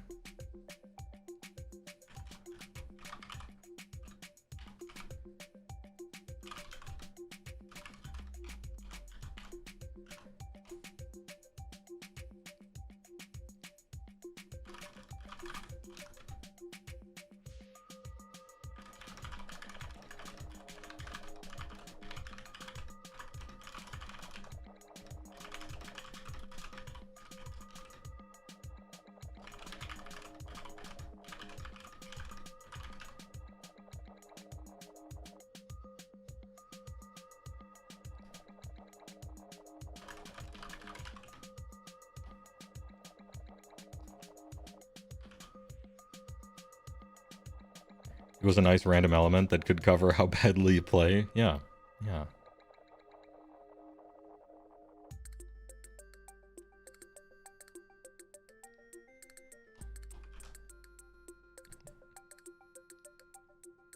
Charge reroll command replaced with a command that lets a champion move up alongside a troop that charged.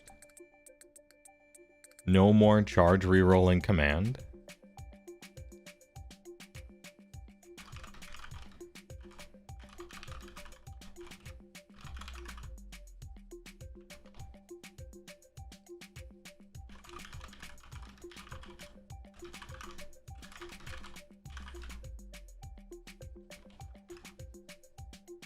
Next. Some units have special rules that give them additional reach without having to take them down. Oh, good. Yeah. We're only given the indexes and core rules, no new units. Yeah. Okay, so they still keep that. Some units.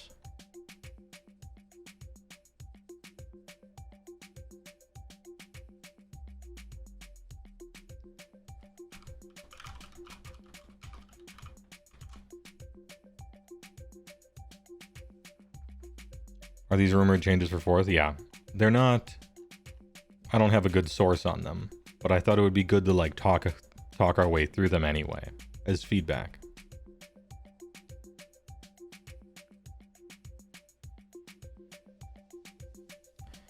This is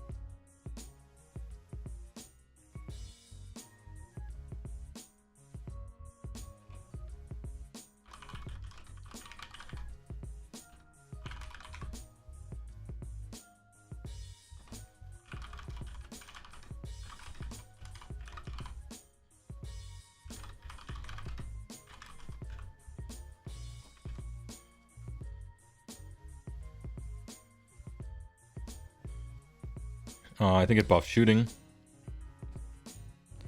relatively speaking.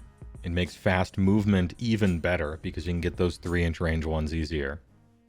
And combined with new redeploy, yikes.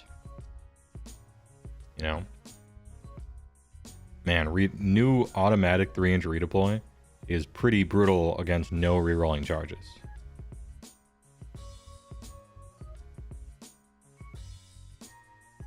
I actually think failing an important charge roll is... Well, I shouldn't say important because now I'm kind of leading the witness, right? I think failing charge rolls is on average arguably just as brutal as failing priority. I won some priority and I lost some priority against Serbian team captain, but he failed a 5-inch charge on turn 1 and he lost the game because of it. Any of those priority rolls could have gone any other way, and that's fine. But he had a 5-inch charge, he failed it, he didn't have a reroll, and that, in the future, that was game. That stuff, when you fail a charge roll, your pants just fall down. And everybody sees the white boxers with the hearts all over them. In an open field, and you are so dead. Makes battle tactics harder as well.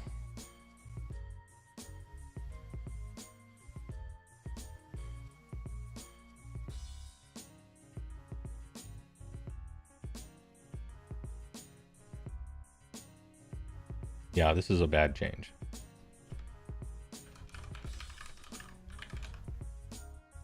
If you thought people were whining about double turns losing them the game on one die roll, get ready for not being able to reroll charges.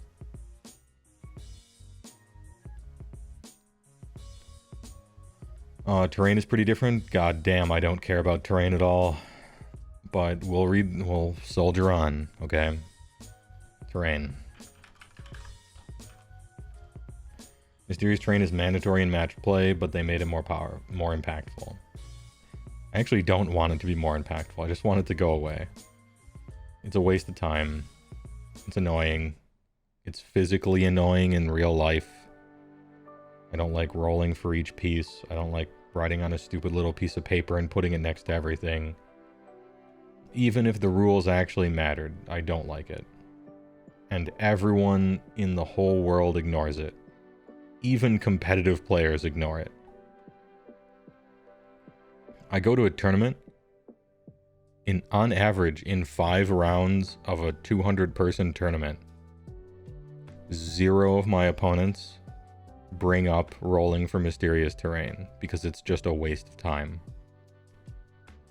And we play a game, okay? We play the competitor player game, where if my opponent asks, are we gonna play with mysterious terrain, I'm gonna have to say yes because technically it's by the rules, but I'm not gonna be the first one to bring it up.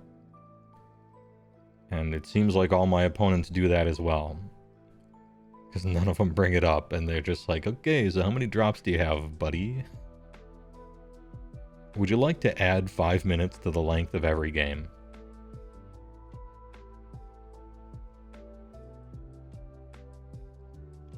At all the tournaments you've been to in Australia, all the mysterious terrain is pre-rolled and it's enforced. If it's already on the table, I have no problem. We're fine. If the tournament organizer wanted us to be using that and then put a little piece of paper next to all the stuff, no problem. I'll use it. That's what the TO wants for their tournament. That's how they want their tournament to be played. They did that. Sure thing. It's just like how I won't move terrain. They put it how they want it on the table, I'll play it like that. But if it's not there, I'm not bringing it up with my opponent. Hey, do you want to roll 7 dice and then consult the table and then put a little piece of paper next to everything on the entire table as you're watching the clock just tick down for how long you have to play the round? Anyway, Damned is now -1 to hit if you're within 1. Arcane's the same. Inspiring allows 1 hero within 1 to issue 1 command for free each turn. Deadly's impassable. Mystical's the same. Sinister blocks line of sight. Okay. Yeah, these sound like they matter.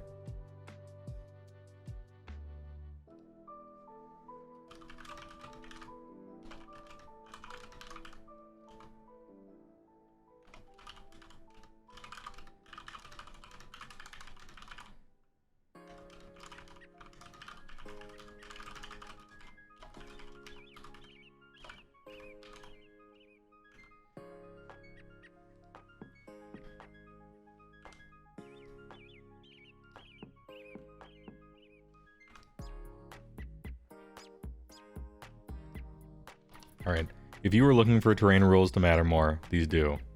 Most of them are negative, most of them are a bad thing. That's fine.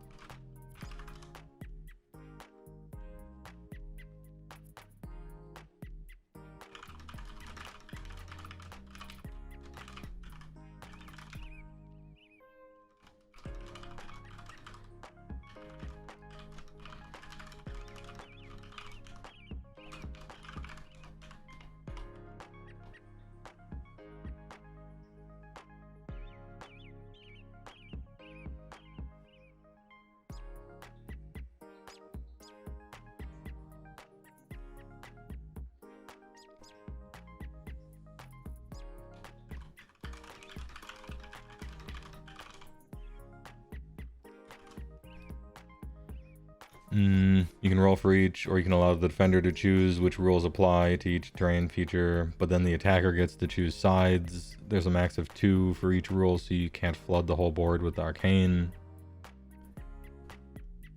Oh, okay. I mean, who knows what the matched play rules will be. Scoring is mostly the same, but there's some differences. Score 1 if you have 1 objective, score 1 if you have 2, and score 1 if you have more.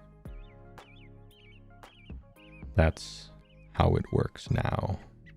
It's 1, 2 more. Some of them are different, but that's how it works now. It's 1, 2 more. So there's 2 things different about it. First, you get 1 VP for killing at least 1 enemy unit at any point in the round. So you can't just win games by being a degenerate Soulblight player who clogs up the board and doesn't interact with your opponent. Person's never played against Soulblight before. Zombies kill plenty of stuff. You know you get 30% return on investment by volume, Mortal Wounds there.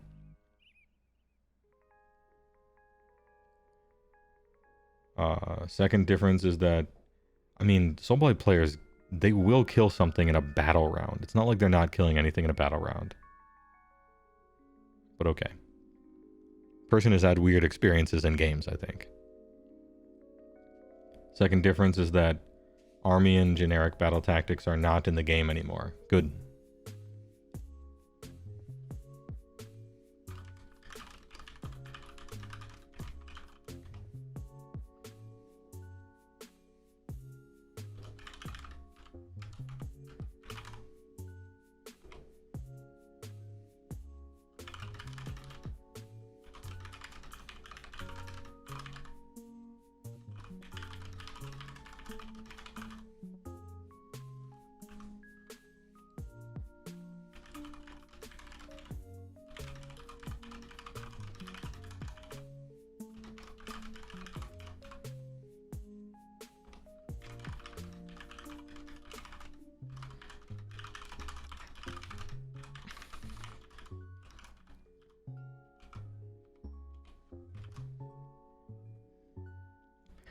Person talked about SBGL like they don't kill stuff.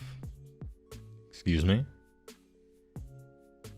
Army and generic battle tactics are not in the game anymore. Instead, each mission has its own battle tactics that you try to score each turn for +1 VP. I played a mission with 6 objectives, and the battle tactic was to have 3 different units contesting an objective. And I found that difficult because most armies have like 4 units.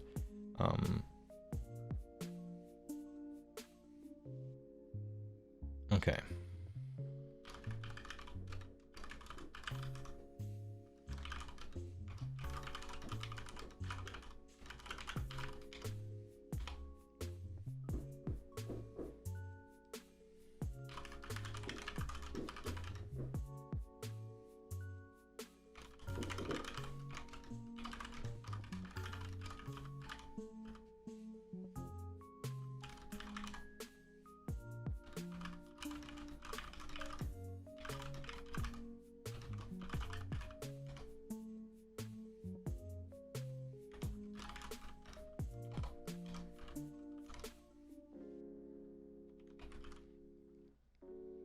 Captain Longdong enters the chat. He will kill 1 unit per battle round, at least.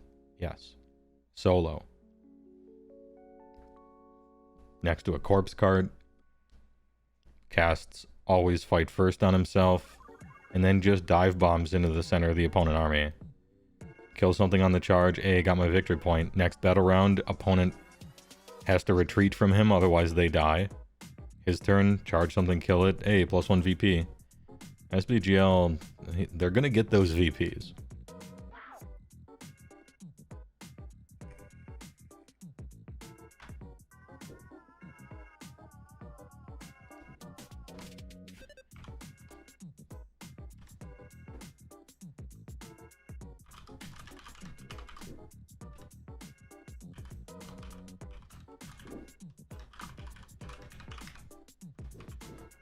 Have 3 units on 1 point. Okay.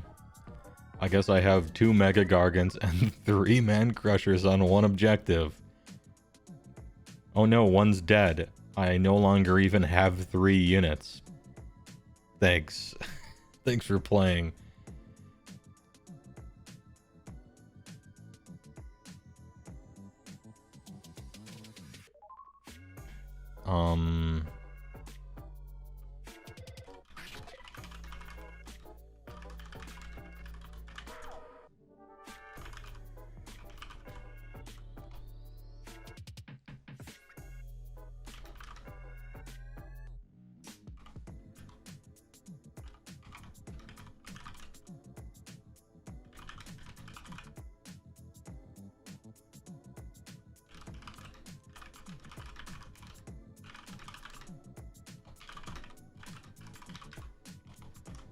Everyone hated battle tactics worldwide.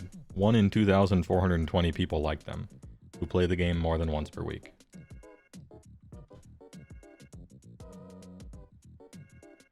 Does this guy ever bring up that playtesters test rules that will literally never see the light of day all the time? Yeah, I mean, they do that, right?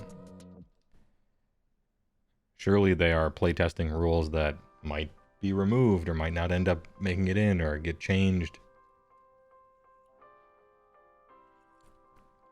It's not like a product where you leak the fact that they have a new Space Marine and then there it is.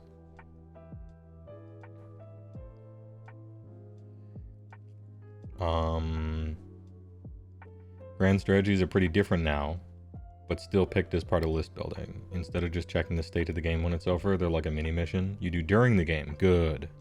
Good. I like that. One of them requires me to get a champion wholly within 6 of an objective, wholly within enemy territory. Oh, so they're just battle tactics then. Another one required me to destroy 3 enemy units with 1 unit over the course of the game. Who could do that? Who could do such a thing?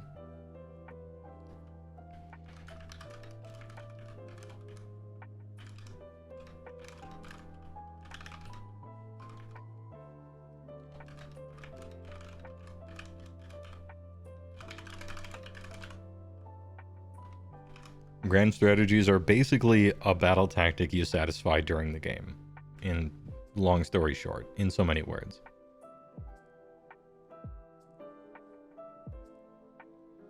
What's funny, if this guy got sent tester rules, GW could smack him, send the Pinkerton. They give every playtester slightly different rules, and so if there's ever a leak, they know exactly which one.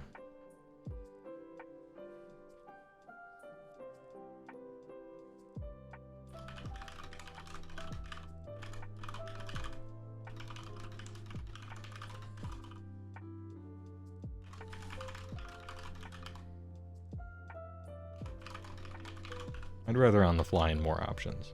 Loads. We obviously know a little bit about what's coming. Massive. Big. My word, it has exploded. Loads.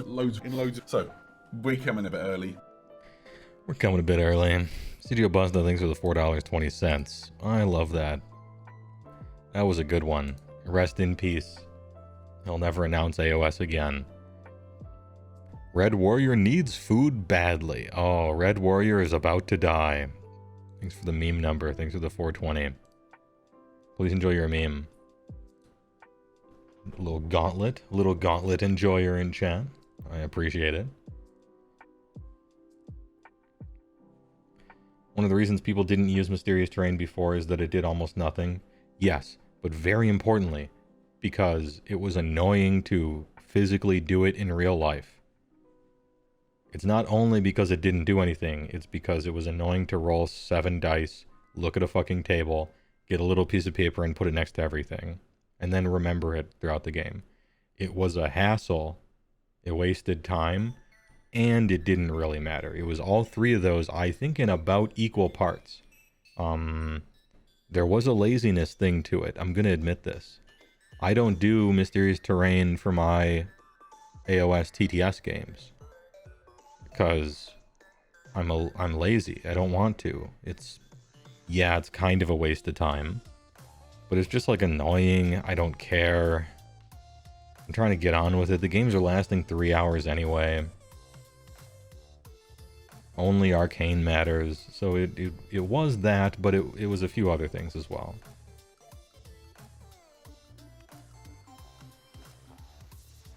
Guy really hates Alpha Strikes. He hates the idea of an Alpha Strike, but I'm not convinced he knows what one really is or why it's good.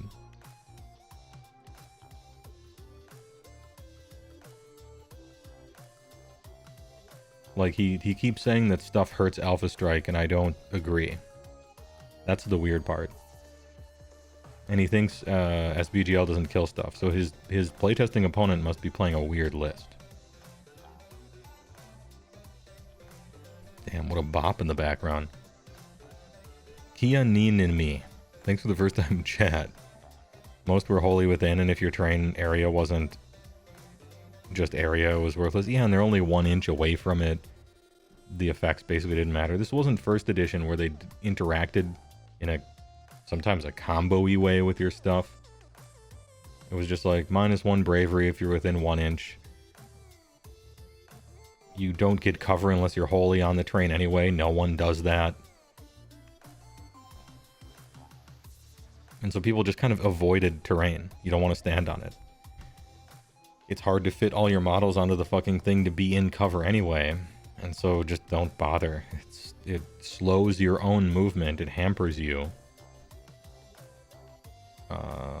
You'll go through terrain if you have to, but it's such a chore. And if you don't have flying, it's like all your guys are moving at half speed. So yeah, there's a bunch of reasons why, I think.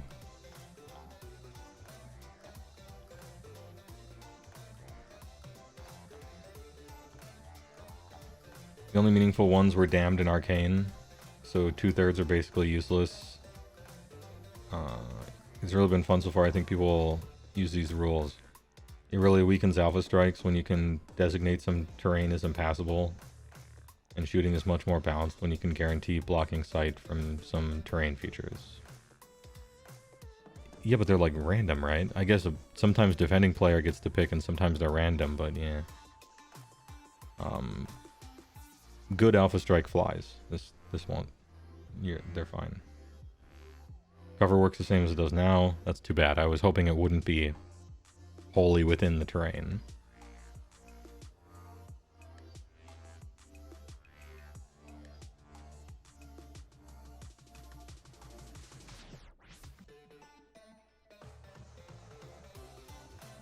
Points are generally staying the same. It's not like the jump from 2nd to 3rd where everything went up. Okay. But a lot of things do mortals on 6 to hit, so all those points are changing, maybe. Well, some of them. I mean, he said generally, who knows? I don't think you can possibly change the core rules of the game this much, and points generally stay the same. That's crazy to me. It's crazy. You made all these changes, and you're just like, nah, the points are still good, bro. What?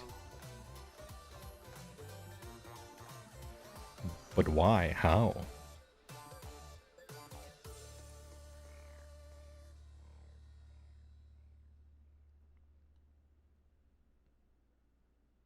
I don't know. Alright. Any interesting war scroll that you have played with? Some cool rules? I can't think of any major redesigns to units. It's mostly just cleaning up 3rd edition. Well, not really, right? All this stuff would be catastrophic changes. to literally every single war scroll in the game, right? A lot of stuff that required rolling a 2-up or 3-up to activate or just automatic. Ooh, Hopium player stuff. I don't know. That's what all the players want, because they want 100% my stuff to always work in a dice game. But there's a reason why there are 2-ups and 3-ups. It's because if it was automatic, it would be too good. And you want to have risk versus reward and variance. And you're trying to predict stuff, and war is kind of unpredictable. So it feels like wishful thinking, a lot of it. Most of the monsters rampages no longer require rolling, but they're way easier to play around because everyone is taking the Monster Hunter Battalion to shut off rampages. Yeah, I know that. I knew that they would do that. Monsters in general feel really good. You just said they were bad though, because okay. They can hit enemies within 3 instead of half inch. Okay, yeah, so that they would have had to do something like that. I agree. The -1 wounds make them feel really great fighting infiltrating cavalry. Given indexes for most armies except for cities, FEC, orcs. Makes me think orcs are getting another book in 3rd edition. They should be getting another 3 books. Please. Big Wa was a mistake. It caused them to make 1 book out of 3 armies. And that was a bad thing for all 3 of those armies. Persians thought it through, though. They thought it through a little bit here, right? Because I said, if all armies are just 1 drop anyway, or drops don't matter, then everyone just takes the Monster Hunter Battalion 100%. And it seems to be what he's saying playtesters were doing if he's one. Has Games Workshop ever released multiple books for the same army in the same edition? Yes, Lumineth.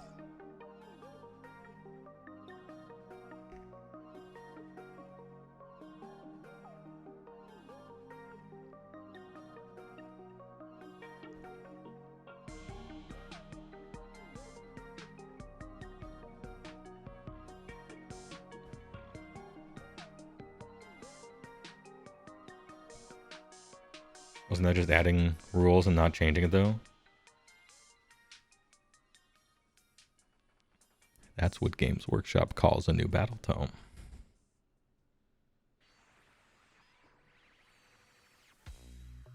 No, Lumineth has had 3 books, unless I'm mistaken.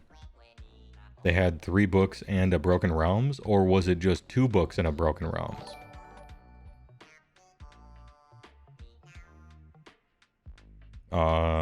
Mr. Beast 91 1D3. Thanks for the follow.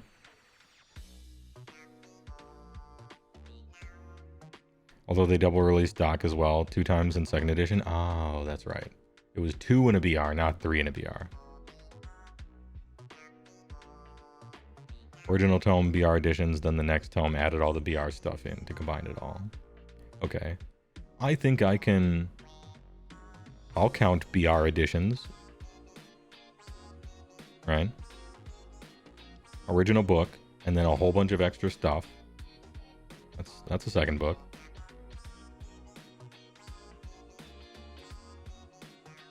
And then proper 3rd edition one. Well, not proper, but... Anyway, it could happen. It could happen. Never forget that Iron Jaws got fully updated Allegiance abilities and brand new rules in the General's Handbook 2018. And then 1 month later, they got a Iron Jaws Battle Tome with completely different Allegiance abilities and rules again. So anything could happen.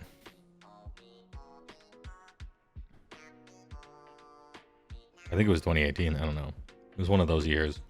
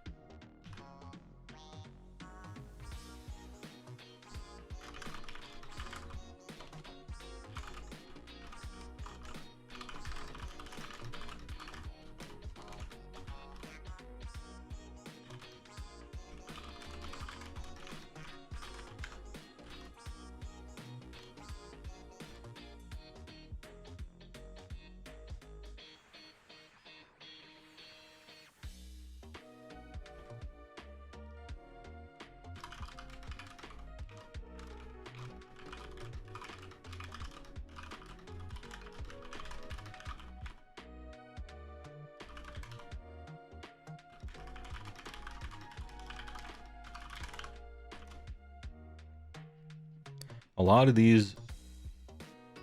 So, this stuff is the only stuff that sounds kind of credible to me, or that lends authenticity to it. Talks about what the playtesters are playing, and what they're doing seems logical based on the changes. A lot of this stuff, though, sounds a lot like a change a player would make to the game, and not necessarily somebody in charge of the game. A lot of this stuff.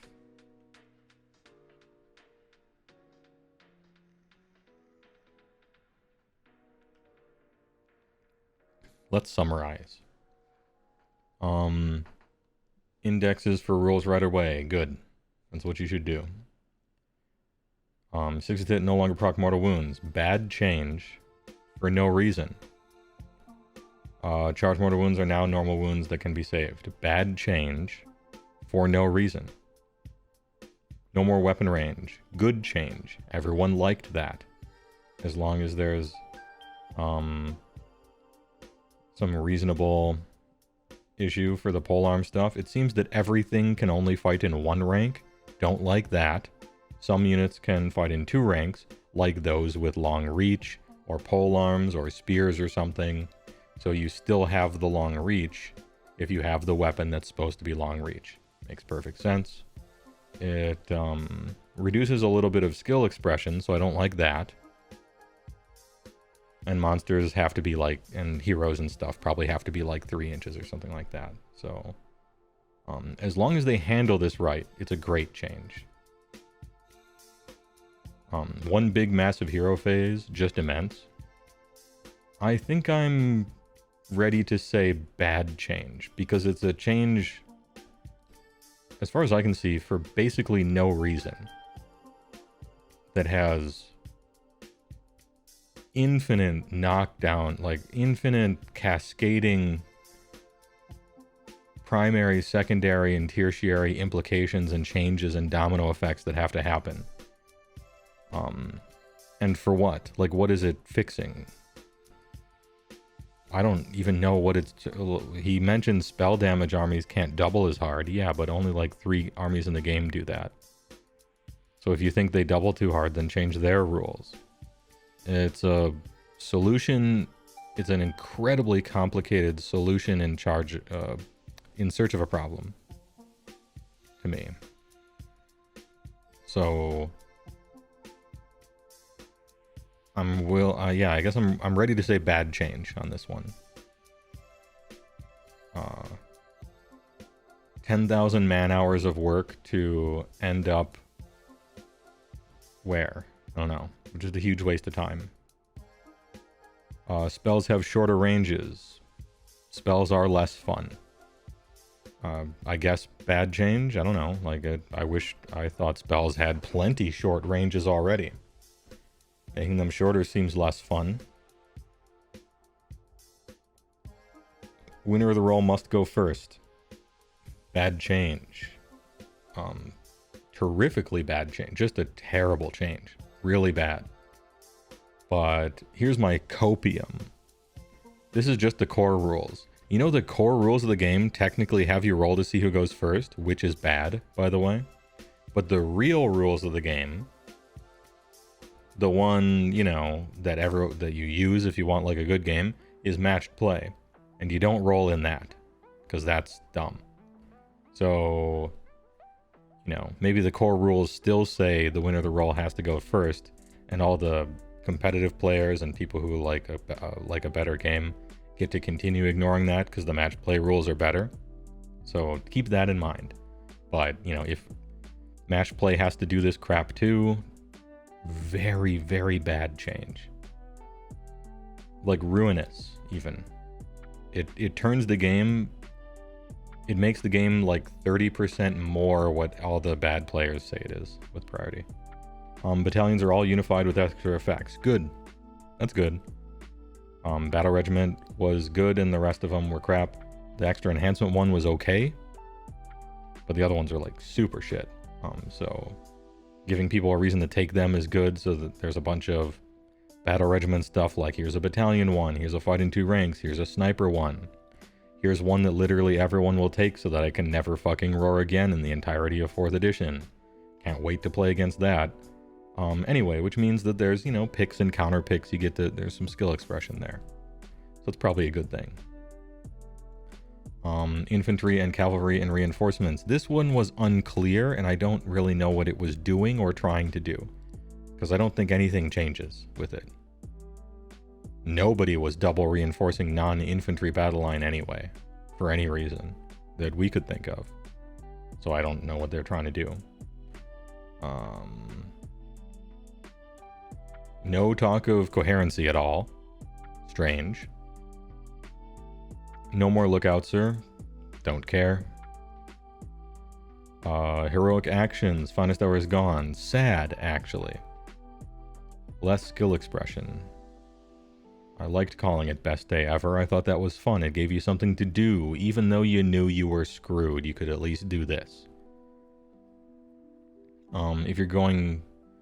they're trying to help players who are getting double turned, but by accident they're helping players that are going second in the battle round, which is a good thing, by the way. So they're just kind of mistaken here, but ultimately it probably doesn't matter.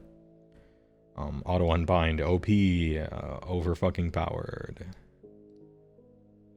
You can only use rally on the strongest thing to use it on, which is and has always been infantry. Bad change, but I guess I don't care. It was a hype thing to roll the 6 and get like one Mournfang back, even though they suck. I think somebody on the playtester team lost to dragons and they got really mad, and that's why this change happened. Redeploys 3 inches now. Bad change. It's a risk versus reward. You gotta bet big and win big. People rolled 1s too often and they complained, and so now it's 3, but the whole point is that you can go really far and maybe screw someone, or you can waste your command point. Lower skill expression. Sad. No more reroll charge command. If I'm understanding him correctly, this is the worst change, maybe. Absolutely horrible change. Just so bad. Terrain. I hope that everyone continues to ignore terrain, because it's a pain in the fucking ass. The mysterious crap. Anyway, they matter more, which is good. But having to be wholly on terrain to get cover, which means no one ever does it ever, almost. Maybe make these 3 or something. D6 is more skill expression than 3? Yes, because you have to think ahead and weigh your options. And, okay, am I going to do this or am I going to do this? What are the chances of this versus the chances of that? It's harder to play when the outcomes are random than when the outcomes are guaranteed. It's easier to make decisions when you don't have to factor in how likely it is to work. To me, anyway.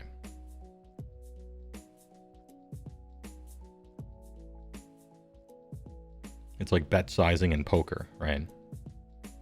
Where, okay, maybe my hand only wins 30% of the time, but my opponent is putting 66% pot in or whatever, and if I do this 100 times, which one am I going to get out of?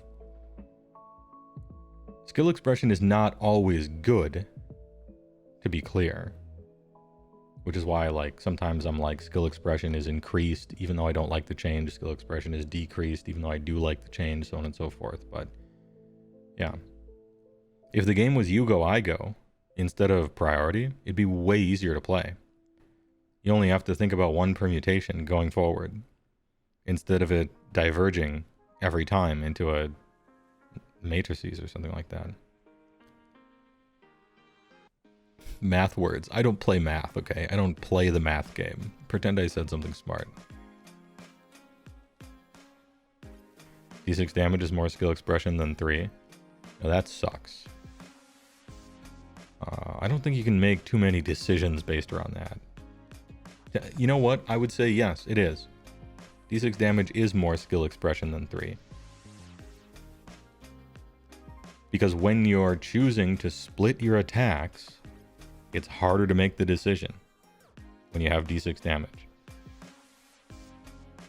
And also, the Dominic, you stole my joke. Okay, yeah, Dominic. The skill expression is not taking the unit with D6 damage. Good meme. But yeah, so there's an example of a arguably harder to play with ability or make decisions around that's actually bad and I don't like. So it's not always more skill expression good. You know? It's not that simple. Anyway, Dominic, good meme. Anyway, no more reroll charge command. Just heinously awful change. If I'm understanding the person right. This is terrible. Battle tactics. They're gone. Everyone hated them. In the whole world. What's his name on Warhammer Weekly kind of liked them. People who play the game something like 2 times a week like them. Everybody else does not. They're toxic for casual players, but like competitive people who play constantly like them because their skill expression, right? Anyway.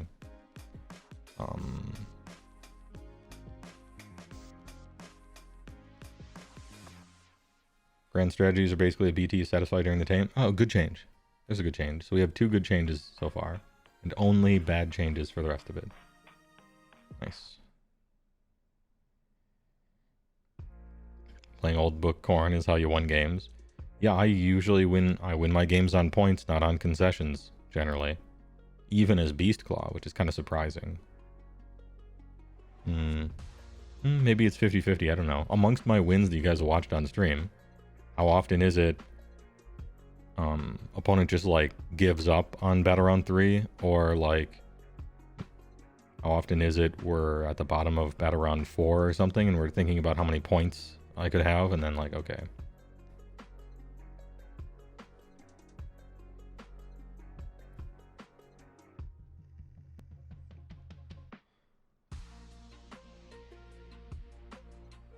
Your game's average end-to-game count-em-ups? Yeah.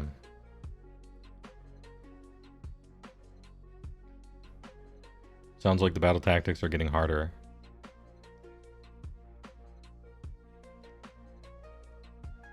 But fewer, and per battle plan, which is neat.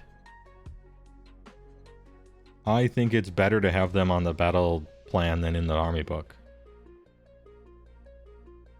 That's for sure. I'm thinking, I have my designer hat on, I guess, when I'm thinking about battle tactics. And I'm thinking about game length. And I'm thinking about the average player. And I'm thinking about how the game grinds to a halt when the average player looks up a book and has the GHB also, and they look at a list of like 20 things and try to, at that moment, figure out what they want to do in the future. And a little bit of the homogenizing choices about what to do and where to go. And their hilarious inability to balance any of them. So I agree with putting them on the battle plans, I suppose. I think that's probably better. Even though it's flavorful to put them in the books, and that's fun, it's not fun because they suck. But it could be fun and flavorful, but they're generally not. They think flavorful is, hey, if you refill the maw pot, you get 2 victory points. If you don't know anything about the game of Age of Sigmar or ogres, you would think that's like good and fun and interesting. Ooh, it has something to do with the train feature. There's lore in there. You're kind of role playing, right? So it's like a good idea if somebody just has no clue about ogres and the game and stuff, but it actually ends up being a thing that's never chosen in 2 months of playing the game. Or like kill a hero with Everwinter thing. That's cool. Like it says the word Everwinter. That's in their backstory. But just functionally, it just didn't do anything. It never mattered.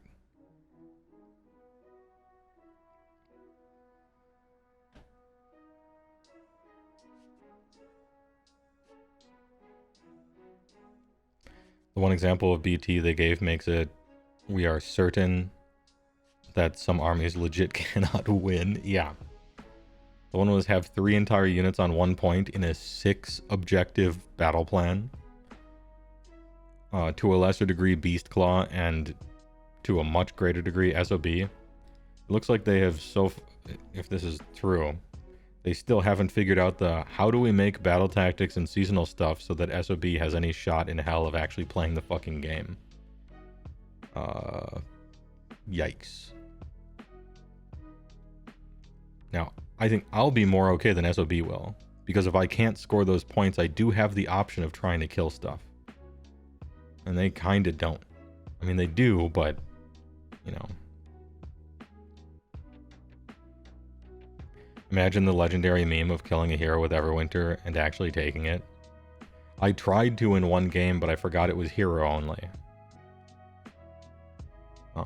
I've tried the Everwinter killing something twice. And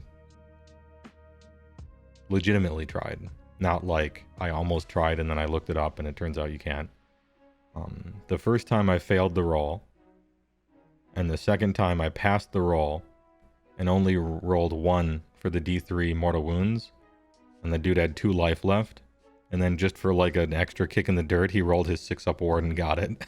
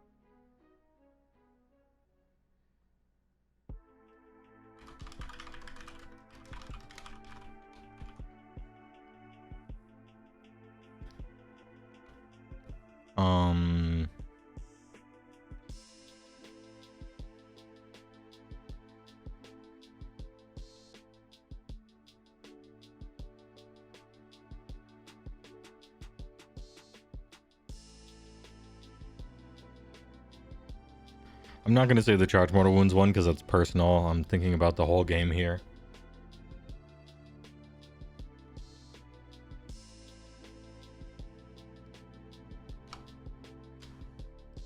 Oh, I guess we have a new page then. Fine.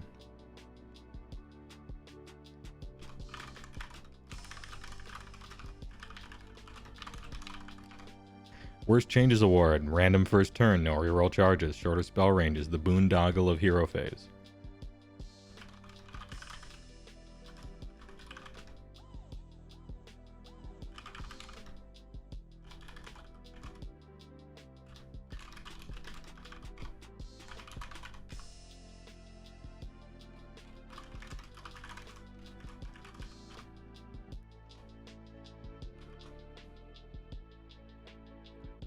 What are the best changes? Hold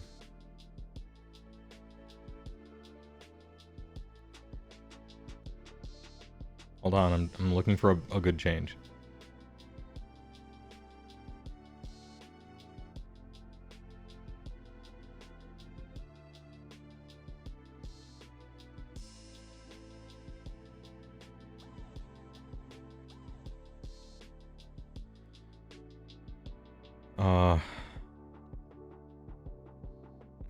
There's one in here somewhere. Weapon ranges. Okay. Possibility of being a good change. and indexes.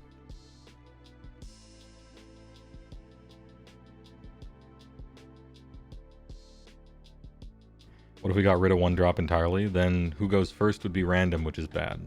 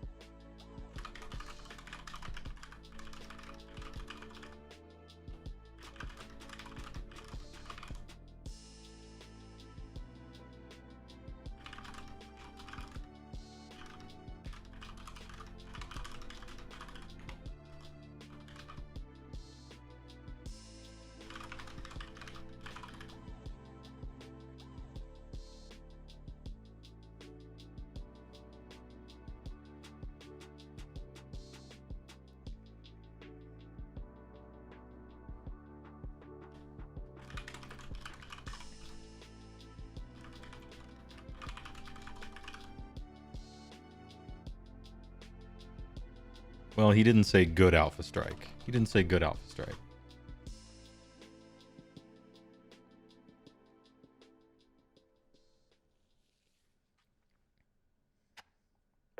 What if we just got rid of one drop entirely? It could still be who deploys first, just no one drop. It could still be who finished deploying first, you mean? Is that enough control? Do players have enough control over that? The cool thing about Battle Regiment is, almost regardless of what army you happen to have chose, you can still control how many drops you have to a reasonable degree. You're not just a slave to what book you happen to have chosen. Now you are a little bit, but you do have some control, and it's nice to have player agency and control there. Removing Battle Regiment is kind of like, you know, just reducing that, I guess. Skill expression.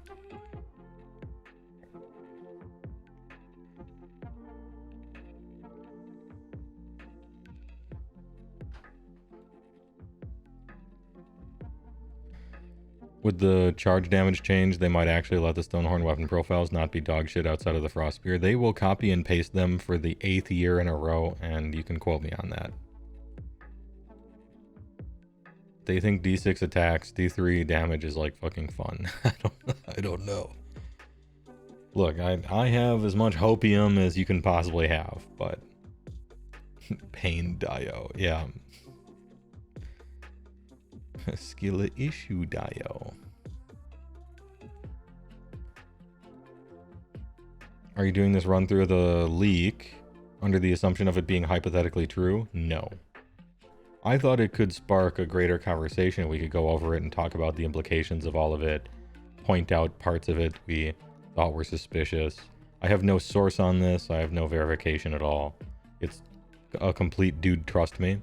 And I just wanted to go through it sight unseen and be like, okay, what does it mean if all of this happens?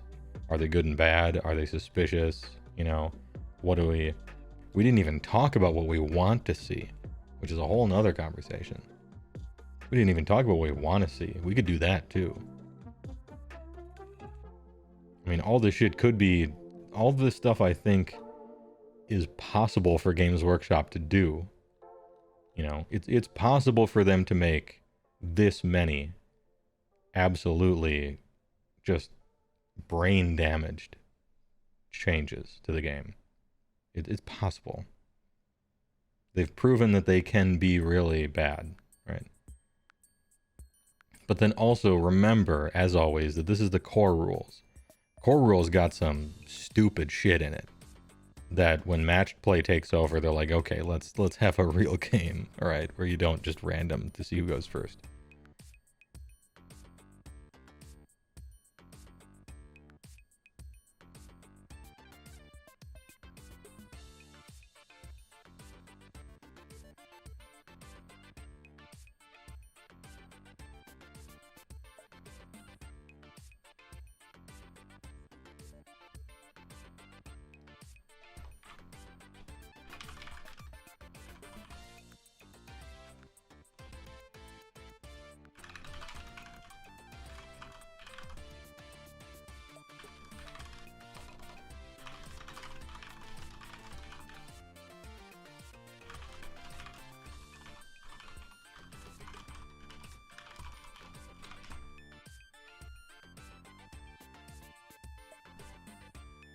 One more, a literal Y award. All the mortal wound reduction across the board core instead of case-by-case basis, which we already do. We already have 6s to hit auto wound. We got that in the game. They can put it on more stuff if they want to put it on more stuff. I don't know why they would lock themselves in prison and just be like, no, I will not do that ever. It's only a problem if you let it get out of control. Is it out of control right now? No. It was out of control in first. That's for fucking sure. But it isn't now. This is a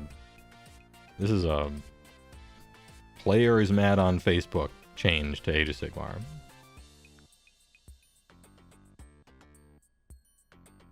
Alright, I'll press the button. Why don't you back it up with a source? My source is that I made it the fuck up. I'm happy to see it this ridiculous. Because if the source was more reliable, I would be devastated about the future of Age of Sigmar with changes this bad. Luckily. Doesn't strike me as particularly likely. And that's a good thing. First time catching the stream. Thanks for showing up. Joe Dork.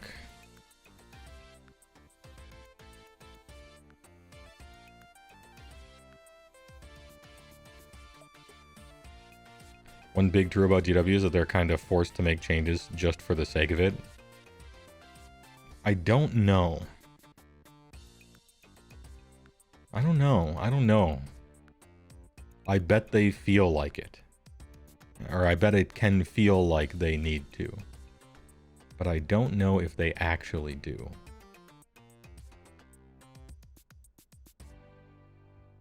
Then again, I find something I like and I just kind of stick with it. I played Beast Claw since the start of the game, and as basically my only army. Some people like variety.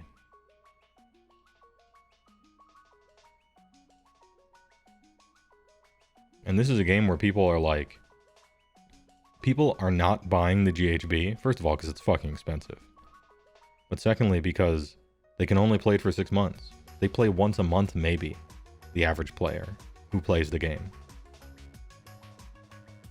Somebody like who's considering buying an army, by the time they're done, the rules are going to be different. Like, that's too fast, you know?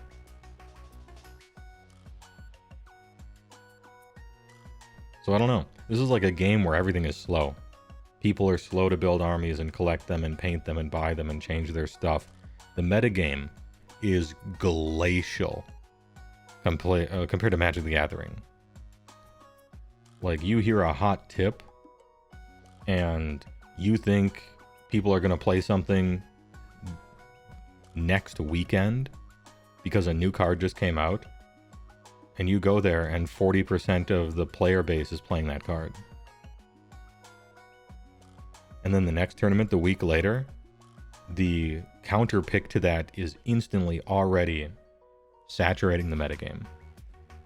In Age of Sigmar, it takes 3 months for 10% of the population to start thinking about metagaming against the best army. So I don't know that they need to rush to make changes for no reason.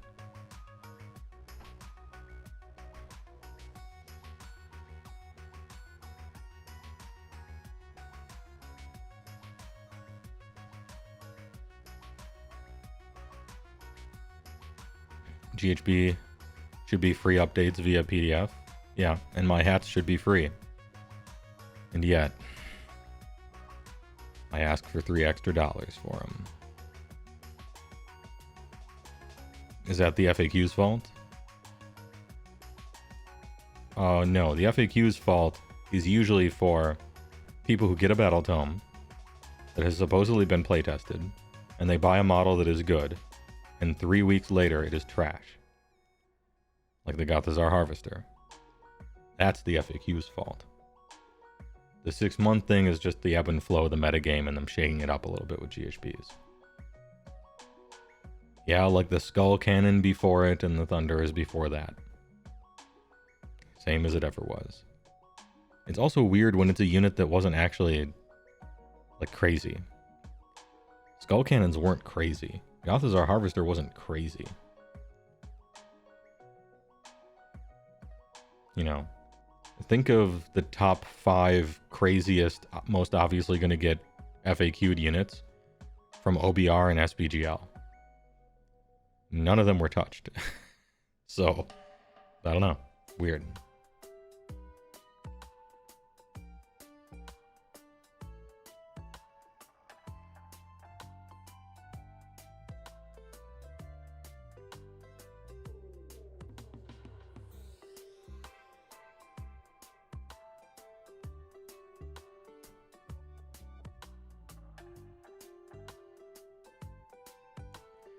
You've heard a good thing about leaks and have so far found it to be true. If the leak gives the mindset and reasons for the devs for changes, then it is total BS, especially if the person is a tester. Quite possibly. That's a decent rule of thumb. I guess I could ask the people. Like, I know people who are playtesters, but I don't do this. I don't, like, ask them stuff. 'Cause first of all, they have signed an NDA, and I'm not trying to impose upon them. And secondly, I'm just trying not to bother them. You know? I guess I could ask them if this is true or not, but I'm just not trying to get in their business. Why would I put them in that position in the first place? And if I knew what was happening in the future, then I couldn't do fun things like, gee, is this true? Let's think about it, you know? I would have to secretly pretend and like know what's gonna happen, you know? And my Twitch acting is okay, but it's not that good.